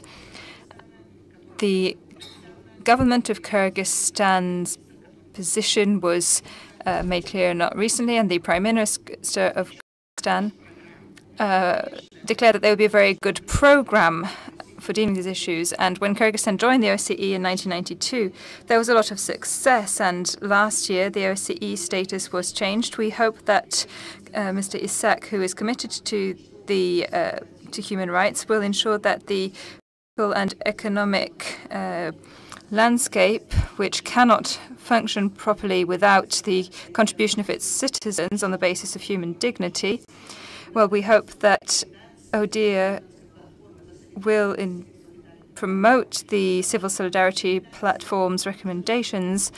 Recommendations are excellent, and you need to help the new government of Kyrgyzstan to return to those values. We also welcome the court decision which released from home arrest the human rights activist Sharikova, and we hope that the further implementation of recommendations will be carried out by the Kyrgyz authorities. In other words, we hope that they will show the world before the elections that they are committed to universal values. And of course, we would also very much like the status of the OSCE in Kyrgyzstan to be given a higher profile. Thank you. Speaker is the Legal Resources Center from Moldova, followed by Civil Rights Defenders. Legal Resources Center from Moldova, you have the floor. Yes, thank you, Mr. Moderator. 13 civil society organizations from Moldova expressed their deep concern regarding the worsening of their legal and operational environment. While an increasing number of civil society organizations in Moldova are taking a stand with regard to actions aimed at weakening our democratic institutions, such as the recently adopted amendments to the electoral system, we are witnessing with concern numerous actions aimed at dividing, discrediting, and discouraging us from being vocal and from participating in public affairs. Affiliated mass media conduct smear campaigns portraying the non-profits as shady bodies hijacked by political interests. Governmental agencies and ministries cause administrative harassment by refusing to provide access to public data or by excluding SCOs from ministerial working groups, while the political leaders convey an aggressive rhetoric labeling CSOs as foreign agents. In August 2017, the Ministry of Justice presented for public consultations draft provisions limiting foreign funding of non-commercial organizations. These provisions ban both foreign and public funding of CSOs involved in vaguely and broadly defined political activities. The draft also calls for additional reporting obligations for non-profits and provides harsh penalties for the failure to comply with the ban and reporting requirements. The proposal is a direct attack on CSOs that are active in promoting public policies because the absolute majority, at least 83% of the civil society sector from Moldova, is dependent on foreign funding. We urge the government of Moldova to reconsider this draft initiative and uphold its international obligations to promote freedom of association. We call on the representatives of public authorities, political parties and media institutions from Moldova to refrain from attacks on civil society organizations that are active, independent and have critical views on the initiatives of the authorities. Lastly, we call on the international community to disapprove all actions that undermine freedom of association in Moldova and to encourage the Moldovan authorities to effectively uphold the international standards on freedom of association and take effective actions in developing a robust civil society in our country. Thank you. Thank you very much. Next speaker is Civil Rights Defenders, followed by the Center for the Development of Democracy and Human Rights. Civil Rights Defenders, you have the floor. Thank you. Undemocratic states in the OSCE region today use a number of tactics to repress human rights defenders, but I would like to focus on one specific tactic that sometimes doesn't get enough attention, and that is isolation of human rights organizations by cutting their foreign funding. In Belarus, the government introduced the infamous Law 193.1 already in 2005. The law criminalizes receiving foreign funding outside of government control, and human rights defenders risk 2 years in jail. At the same time, government use tax evasion laws to harass and imprison human rights defenders. In Russia, the foreign agent law and even more so the law on undesirable organizations are undermining the possibilities for NGOs to do their legitimate work. For example, last week, Alexander Verhovsky, leader of the Sova Center, was questioned in connection to 2 administrative cases under the so-called law on undesirable organizations. In Azerbaijan, receiving foreign funding outside of government control is banned since 2013. The Azeri legislation is clearly inspired by the Russian and Belarusian ones aimed at cutting off the funding of NGOs. In Kyrgyzstan, a Russian-inspired NGO law did not pass in 2016, but the mere fact that it was introduced in the parliament is worrisome. Finally, we have the law on foreign funding of NGOs in Hungary that was earlier described here by our Hungarian colleagues. We see a clear pattern of authoritarian states inspiring each other and learning repressive techniques from each other. We also see democratic states adapting to the rules of the game set up by the authoritarian states. They seem to forget sometimes that human rights defenders are not the real lawbreakers. It is authoritarian states that break international law by cutting off NGOs from their foreign funding. And the foreign funding is today the only type of substantial funding that enables them to conduct professional human rights work. We call on the states that restrict foreign funding to adhere to the commitments as members of the OSCE and repeal repressive laws. And we call on democratic states to support human rights defenders and put more pressure on authoritarian regimes to let the civil society work freely. Thank you. Thank you very much. The next speaker is the Center for the Development of Democracy and Human Rights, followed by the Kazakh Community Association. Thank you, Mr. Chair. My name is Yuri Jibladze, and I speak on behalf of the Center for the Development of Democracy and Human Rights. Civil society groups working in the post-Soviet region and facing pressure and persecution are thankful to many NGO colleagues around the world and governments of democratic countries for solidarity and support, including right here at this session. Speaking strongly against shrinking space, exposing cases of harassment, naming and shaming the culprits, making protection of civil society an important part of your foreign policy, adopting resolutions and statements at the international level, giving civil society space at intergovernmental organizations and providing political, moral, and financial and other support to NGOs and activists, giving them recognition in the form of awards, providing temporary shelter or asylum in the case of high risk, are all important ways of expressing solidarity and support. One of the best ways to support civil society groups is cooperating closely with them on the issues they address, using their data and reports and taking their recommendations seriously for developing policies and strategies to protect and develop human rights and democracy, making their voices and positions heard at the high level of governments and intergovernmental organizations. One example of such cooperation is the work of the International Human Rights Campaign called Prove They Are Alive, which I have the honor to represent. It has been working since 2013 to hold the practice of enforced disappearances in Turkmenistan. And involves members from human rights groups from Russia, the US, Norway, international NGOs, and Turkmen activists working at high risk.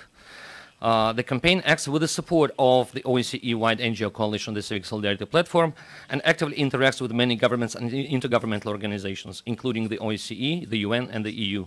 We thank you for your continued support. However, now we need your support more than ever, because the situation with enforced disappearance in Turkmenistan has deteriorated even further since the last HDIM. We need to develop new strategies of the international community, and to discuss the new strategies and develop new approaches, we invite you to a side event tonight at 6 o'clock at room 2, where relatives of the victims of enforced disappearances will testify about their ordeal, and members of the Proof Their Life campaign will discuss with the audience, with the participants, these new approaches and new strategies. Thank you. Thank you very much. Next speaker is the Kazakh Community Association, followed by the Center for Research and Protection of Fundamental Rights. Kazakh Community Association, you have the floor. Здравствуйте. Балли Мажа. Well, I'm from the Kazakh Community Association.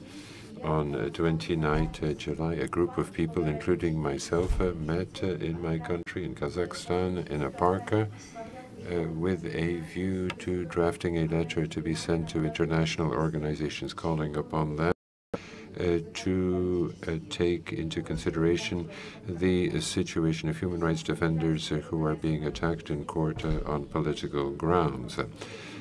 We wanted to bring to an end the criminal investigations of Maksa Bakayev and Talgata Ayan.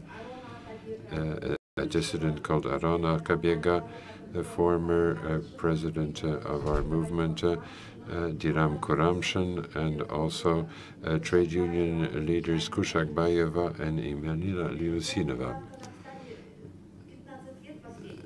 I haven't been in Kazakhstan for 15 years. The authorities of Kazakhstan did not give me visas. They did not authorize me to go there. But since my mother passed away and there was a possibility to visit the country for 30 days without a visa, I went to participate in the march, which was very heavily attended by the forces of law and order. 30 activists who participated in the march were arrested. The people are afraid even to go out for a peaceful walk or to send a letter in the post office. Some Kazakh workers were beaten up by the police officers. People went out to protest, but they were detained and taken to police stations, even if they were just standing on the sidewalks. A number of people were arrested. The authorities of Kazakhstan must cease to persecute citizens for no good reason, simply because they are afraid of any criticism of the prevailing authorities in the country. Thank you for your attention. Is the Center for Research and Protection of Fundamental Rights. You have the floor, please. Good morning, ladies and gentlemen. First of all, I'd like to thank the organizers and Poland for giving us the opportunity to speak here. In different times, poor policies have meant that women and children suffer from violence and other dangers.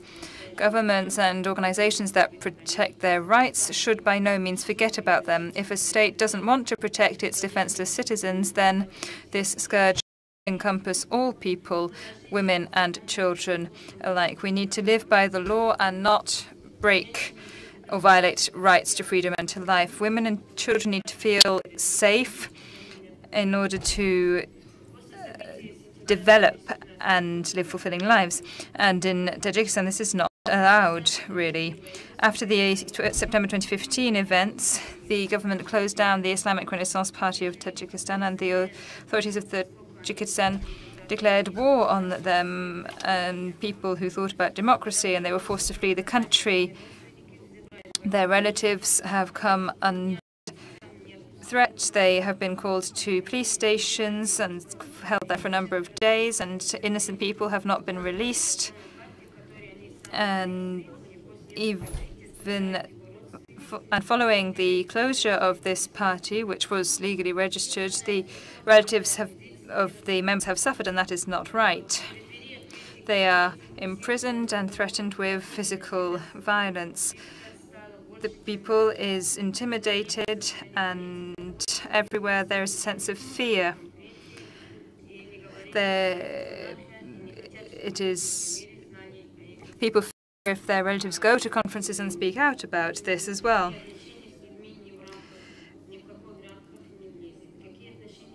What relationship does this kind of state have if it behaves like this in the modern world with its citizens?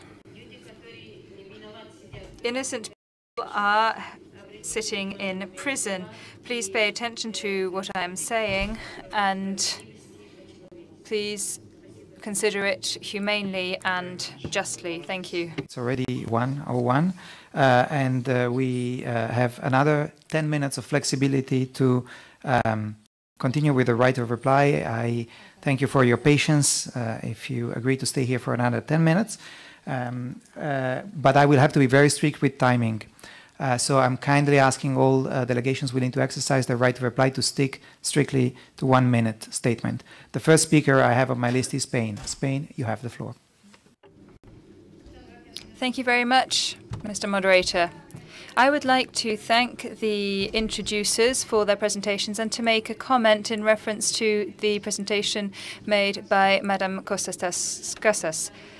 In relation with the law for the protection of safety. This is a law which was approved by the Spanish Parliament, and the implementation of which is controlled judicially and which is submitted to all the criteria of the rule of law.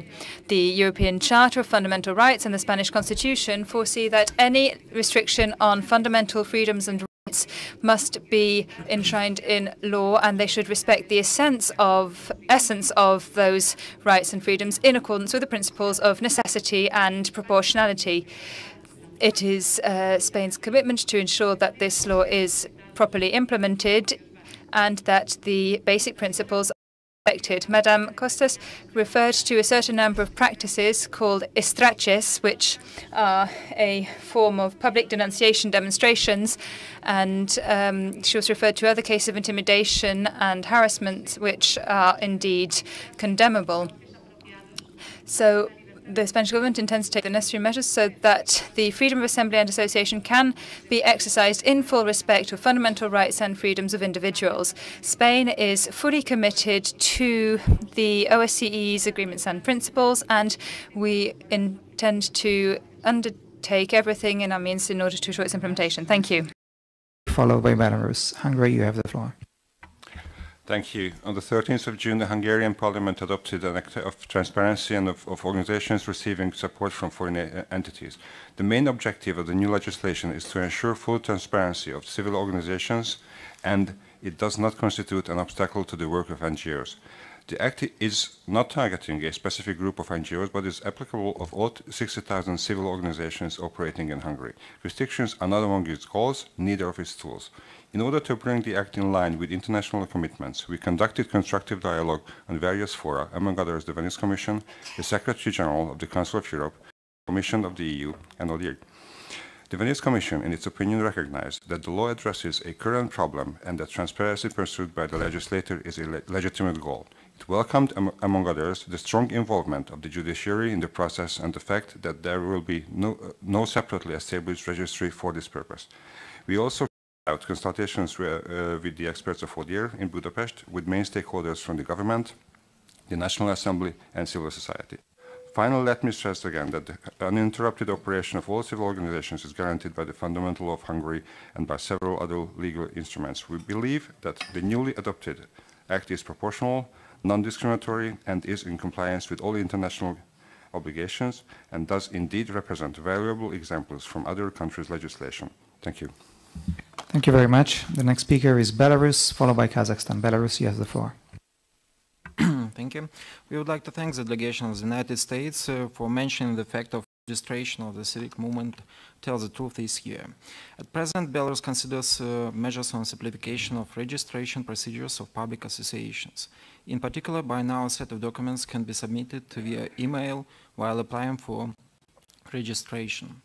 Restrictions on holding of mass events are accepted only in cases provided by law in public order interests to preserve morality, rights, and freedoms of other persons, as it was this spring. In the majority of cases, implications on holding of mass events are being approved. For example, last year, implications to hold more than 9,000 events on the territory of our capital, Minsk, submitted to the administration of the city, were submitted, and 99% of these applications were approved. Thank you. Thank you very much. The next speaker is Kazakhstan, followed by Greece. Kazakhstan, you have the floor. I represent the Office of the Ombudsman of Kazakhstan, and as a sub-national institution that protects human rights, we of course monitor the situation in the country, and we submit reports and recommendations to decision makers in the authorities.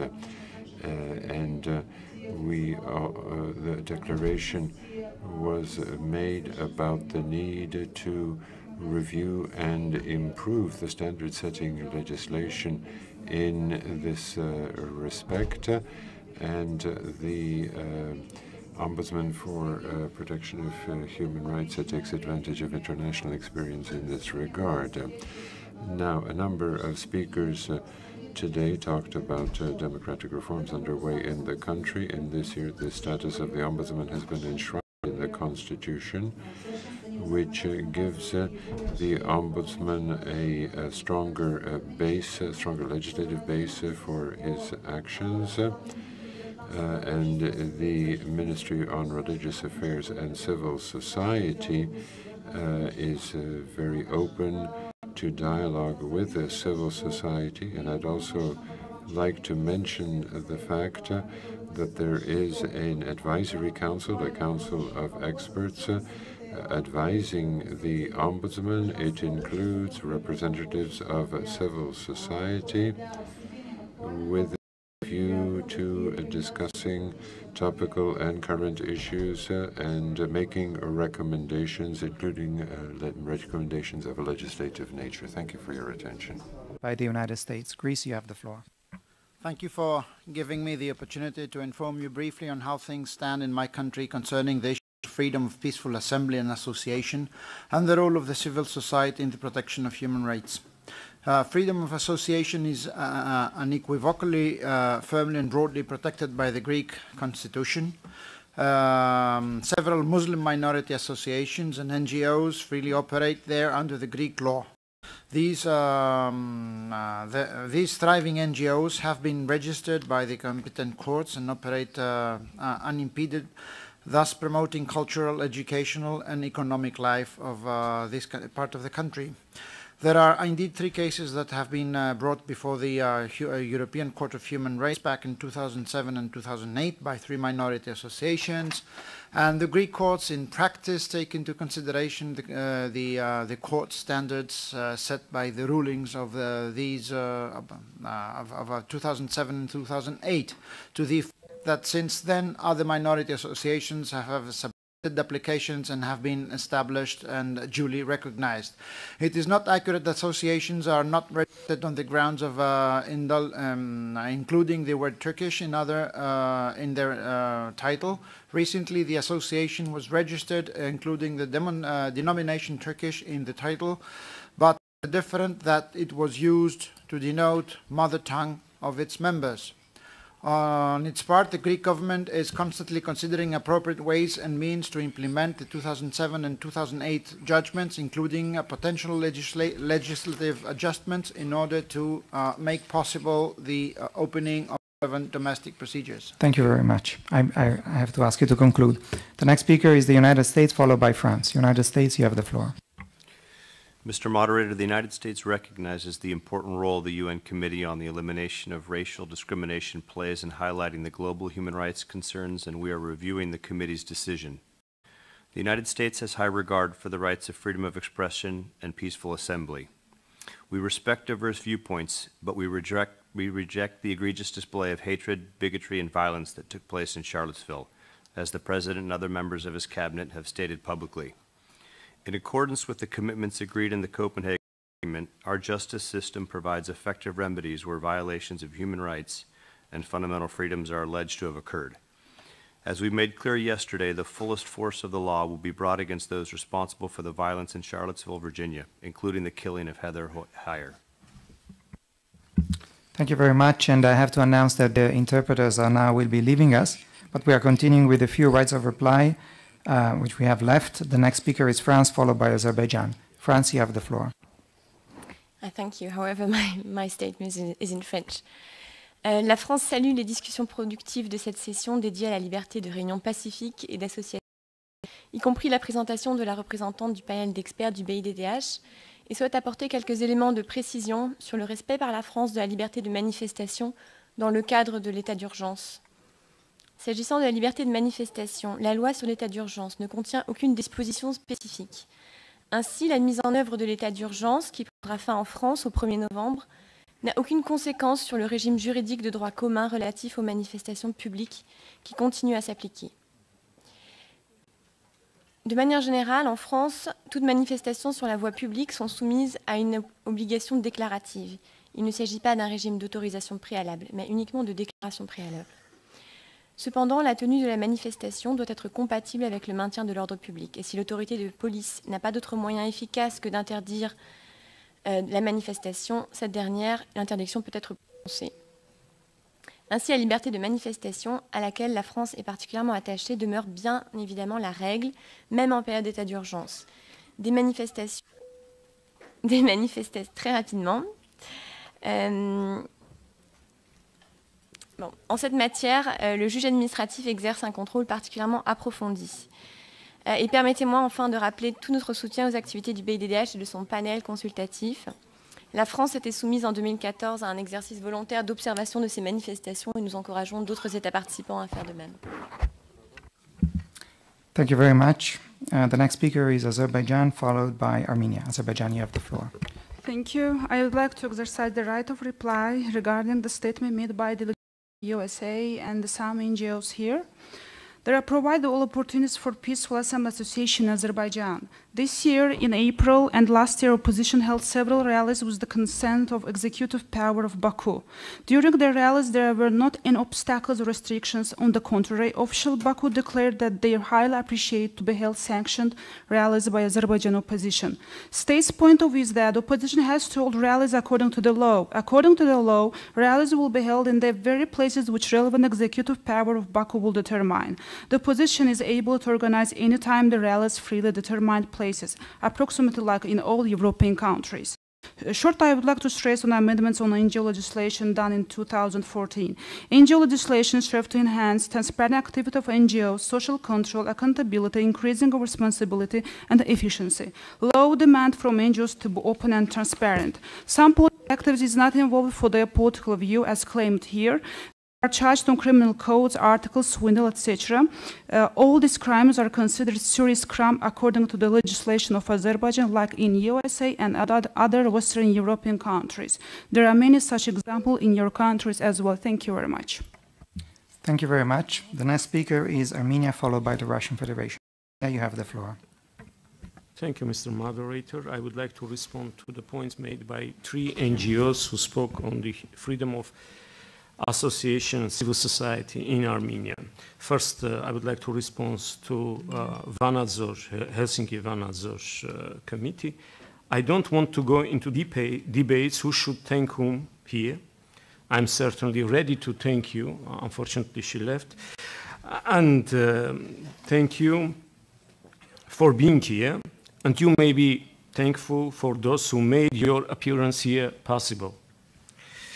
I agree with you that OSCE commitments should be reference point for our dialogue. And there is no OSCE commitment on protecting armed rebellion. This was not my definition. This is a definition pronounced here by Mr. Ioannisyan yesterday, and I borrowed his word to show to what degree the violent seizure of police station differs from freedom of expression. one can hardly find any OSCE participating states who will consider armed people perpetrating killings of number of policemen and other persons assisting them as a peaceful protest. Thank you. Thank you very much. The next speaker is the Russian Federation, followed by Ukraine. Russian Federation, you have the floor. Thank you, Mr. Chair. I have a temptation to follow the good example of our French colleague and to make my statement in Russian language, but unfortunately I'm not sure that everybody understands Russian well enough, so I will make it in English. We would like to express our right to reply with regard to the statement that has been made by our Ukrainian colleague, and to remind again that the Republic of Crimea became a part of the Russian Federation, an integral part, I would like to emphasize, as a result of the referendum, which was held in that region in full compliance with the international.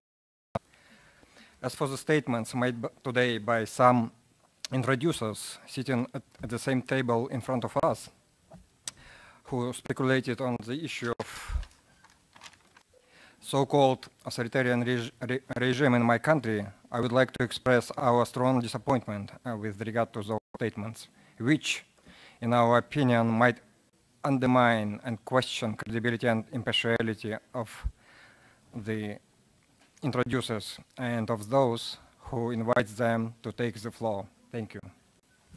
Thank you very much. The next speaker is Ukraine, followed by the United Kingdom. Ukraine, you have. Thank you, Mr. Moderator. In response to the statement by Union of Journalists of the Russian Federation, as well as remarks of the distinguished Russian colleague, we would like to reject any attempts to present the Crimea as belonging to Russia, because these statements and attempts are clearly in advocating for violation of international law. We would like to recall that territorial integrity of Ukraine within its internationally recognized borders was reaffirmed by the UN General Assembly Resolution Territorial Integrity of Ukraine, and that the 2016 UN General Assembly Resolution Situation of Human Rights in the Autonomous Republic of Crimea and the city of Sevastopol clearly stipulates the fact of occupation of Crimea by Russia. And also in response to the NGO CIS Observer, we would like to inform the participants that the draft law on the Constitutional Court of Ukraine was elaborated in cooperation with many international institutions and received positive assessment of the Venice Commission of the Council of Europe. Thank you. Thank you very much. The next speaker is United Kingdom, followed by United Kingdom. You have the floor. Thank you, Mr. Moderator. One very small point in my national capacity. Mr. Moderator, the opening speaker, Ms. Trasakis, made a rather broad assertion that the UK had a national database of suspected extremists, if I've written that down correctly. Not clear to me what she was referring, but it struck me as slightly misleading. I would be happy to offer a factual response if she would be able to provide my delegation with clarification of what she's referring to later to back up the assertion. We could do that after. We can do that after the. Thank you very much. The next speaker is Canada, followed by Estonia. Canada, you have the floor.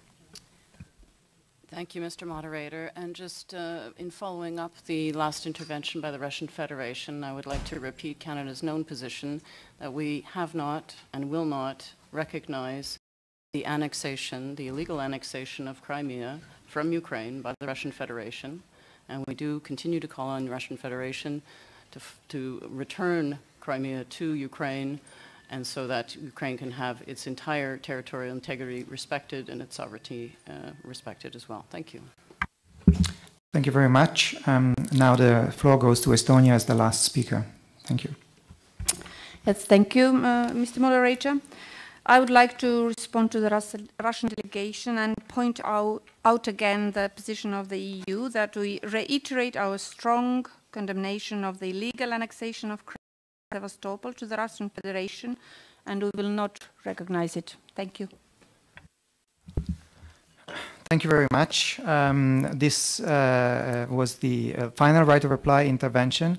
I apologize for having gone beyond schedule. The list of right of reply requests also was growing as we were going along. But thank you for your patience. Thank you to all of you for your interventions. Thank you to our introducer for the great contributions they made that kick-started the discussion. Thank you to the interpreters and also for their flexibility in continuing to work beyond schedule, and to my audio colleagues who assisted in the process of moderating this session. Thank you.